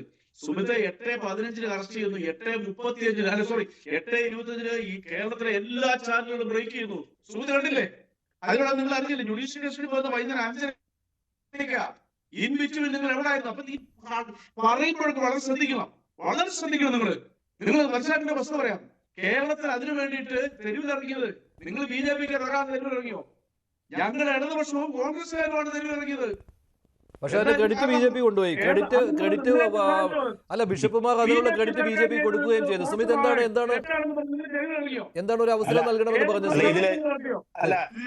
എനിക്ക് ഒരു കാര്യം, ആദ്യം രണ്ട് കാര്യം പറയണം. ഒന്ന്, ഈ ജോസ് കെ മാണിയുടെ കാര്യത്തെ കുറിച്ച് രജി ലൂക്കോസിനോട് ചോദിച്ചല്ലോ. ജോസ് കെ മാണിയെ കുറിച്ച് എനിക്ക് വ്യക്തിപരമായിട്ടല്ല, അദ്ദേഹത്തെ കുറിച്ച് ഞാൻ ആക്ഷേപിക്കുന്നൊന്നുമല്ല. അദ്ദേഹം ഈ കേരള കോൺഗ്രസ് ഈ നമ്മുടെ പാലാ പിതാവുമായി ബന്ധപ്പെട്ട നമ്മുടെ ശ്രീ പിണറായി വിജയൻ നടത്തിയ ഒരു പരാമർശം, അദ്ദേഹത്തിനെതിരെ കേസെടുക്കണമെന്ന് പറയുകയും അന്ന് അവിടെ ഉണ്ടായ ആ ലഹളയ്ക്കുമൊക്കെ ശേഷം ഈ പ്രശ്നം ഉണ്ടായപ്പോഴും അദ്ദേഹം LDF-ന്റെ ഭാഗമാണ്.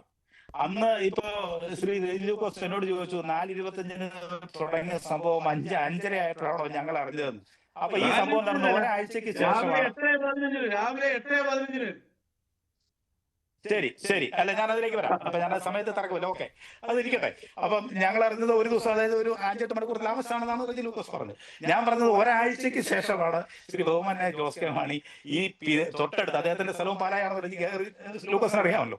അപ്പോ അവിടെ ഈ ബിഷപ്പ് ഹൗസിൽ ചെല്ലുന്ന ഏകദേശം ഒരാഴ്ചക്ക് ശേഷമാണ്. കാരണം അദ്ദേഹത്തിന്റെ നേതാവിന്റെ ആ സ്റ്റേറ്റ്മെന്റിനെ കവർ ചെയ്തുകൊണ്ട് ബിഷപ്പ് ഹൗസിൽ പോകാനുള്ള മുമ്പാരം പറഞ്ഞ ആ നട്ടലിന് ശകലം കുറവുണ്ടായിരുന്നുകൊണ്ടാണ് ഞങ്ങൾ കരുതുന്നത്. അതവിടെ നിൽക്കട്ടെ, ആ വിഷയത്തിൽ ഞാൻ വിട്ടു. രണ്ടാമത്, ഇപ്പോ റെയിൽവേ പോലീസിന്റെ കാര്യം പറഞ്ഞു. ഞാൻ പറഞ്ഞത് സിസ്റ്റേഴ്സിനെ അകത്തിട്ടു എന്ന് പറഞ്ഞില്ല, കേസ് എടുത്തു എന്നും ആ കേസ് തീരാൻ ഈ പറഞ്ഞ 2-3 മാസം മുമ്പ് തീർന്ന് 3 വർഷം എടുത്തു എന്നേ പറഞ്ഞുള്ളൂ. പിന്നെ ഈ റെയിൽവേ പോലീസ് എന്ന് പറയുന്നത് പറഞ്ഞോട്ടെ റെയിൽവേ പോലീസ് എല്ലായിടത്തും ഒരുപോലെയാണെങ്കിൽ ഈ റെയിൽവേ പോലീസ് തന്നെയാണ് ഛത്തീസ്ഗഡിൽ കേസെടുത്തത്. റജി ലൂക്കോസ് പറഞ്ഞതനുസരിച്ചാണെങ്കിൽ ആദ്യം കേസെടുത്ത റെയിൽവേ പോലീസ് അത് ഛത്തീസ്ഗഡ് പോലീസാണ്. ആദ്യം ഈ വിഷയം ജേക്കബ് ചെയ്തതാണ്. അല്ല, ഞങ്ങളുടെ ഇരട്ടമുഖം നിങ്ങൾ രാജ്യത്ത് മുഴുവൻ തുറന്ന് കാണിച്ചിരിക്കുന്നത്. അല്ല, ഞാൻ പറഞ്ഞോട്ടെ, എന്റെ സമയം അല്ല, ഞാൻ അവസാനിപ്പിക്കുകയാണ്. നന്ദി ചർച്ചയിൽ പങ്കെടുത്ത എല്ലാവർക്കും. എന്തായാലും ഈ വിഷയം തണുപ്പിക്കുവാൻ CPM ശ്രമിക്കുമോ അതോ ഇനിയും ഊതി വീർപ്പിക്കുമോ? ബിഷപ്പുമാർക്കെതിരെയുള്ള അധിക്ഷേപം തുടരുമോ? അതാണ് ഇനി അറിയുവാൻ ബാക്കിയുള്ളത്. നന്ദി ചർച്ചയിൽ പങ്കെടുത്ത എല്ലാവർക്കും. ഇന്നത്തെ ചോദ്യം ഇതായിരുന്നു: MV ഗോവിന്ദൻ ബിഷപ്പ് പാംപ്ലാനിയെ അധിക്ഷേപിച്ചു എന്ന് 76% പ്രേക്ഷകർ, ഇല്ല എന്ന് 21%. അവസാനിക്കുന്നു. നന്ദി, നമസ്കാരം.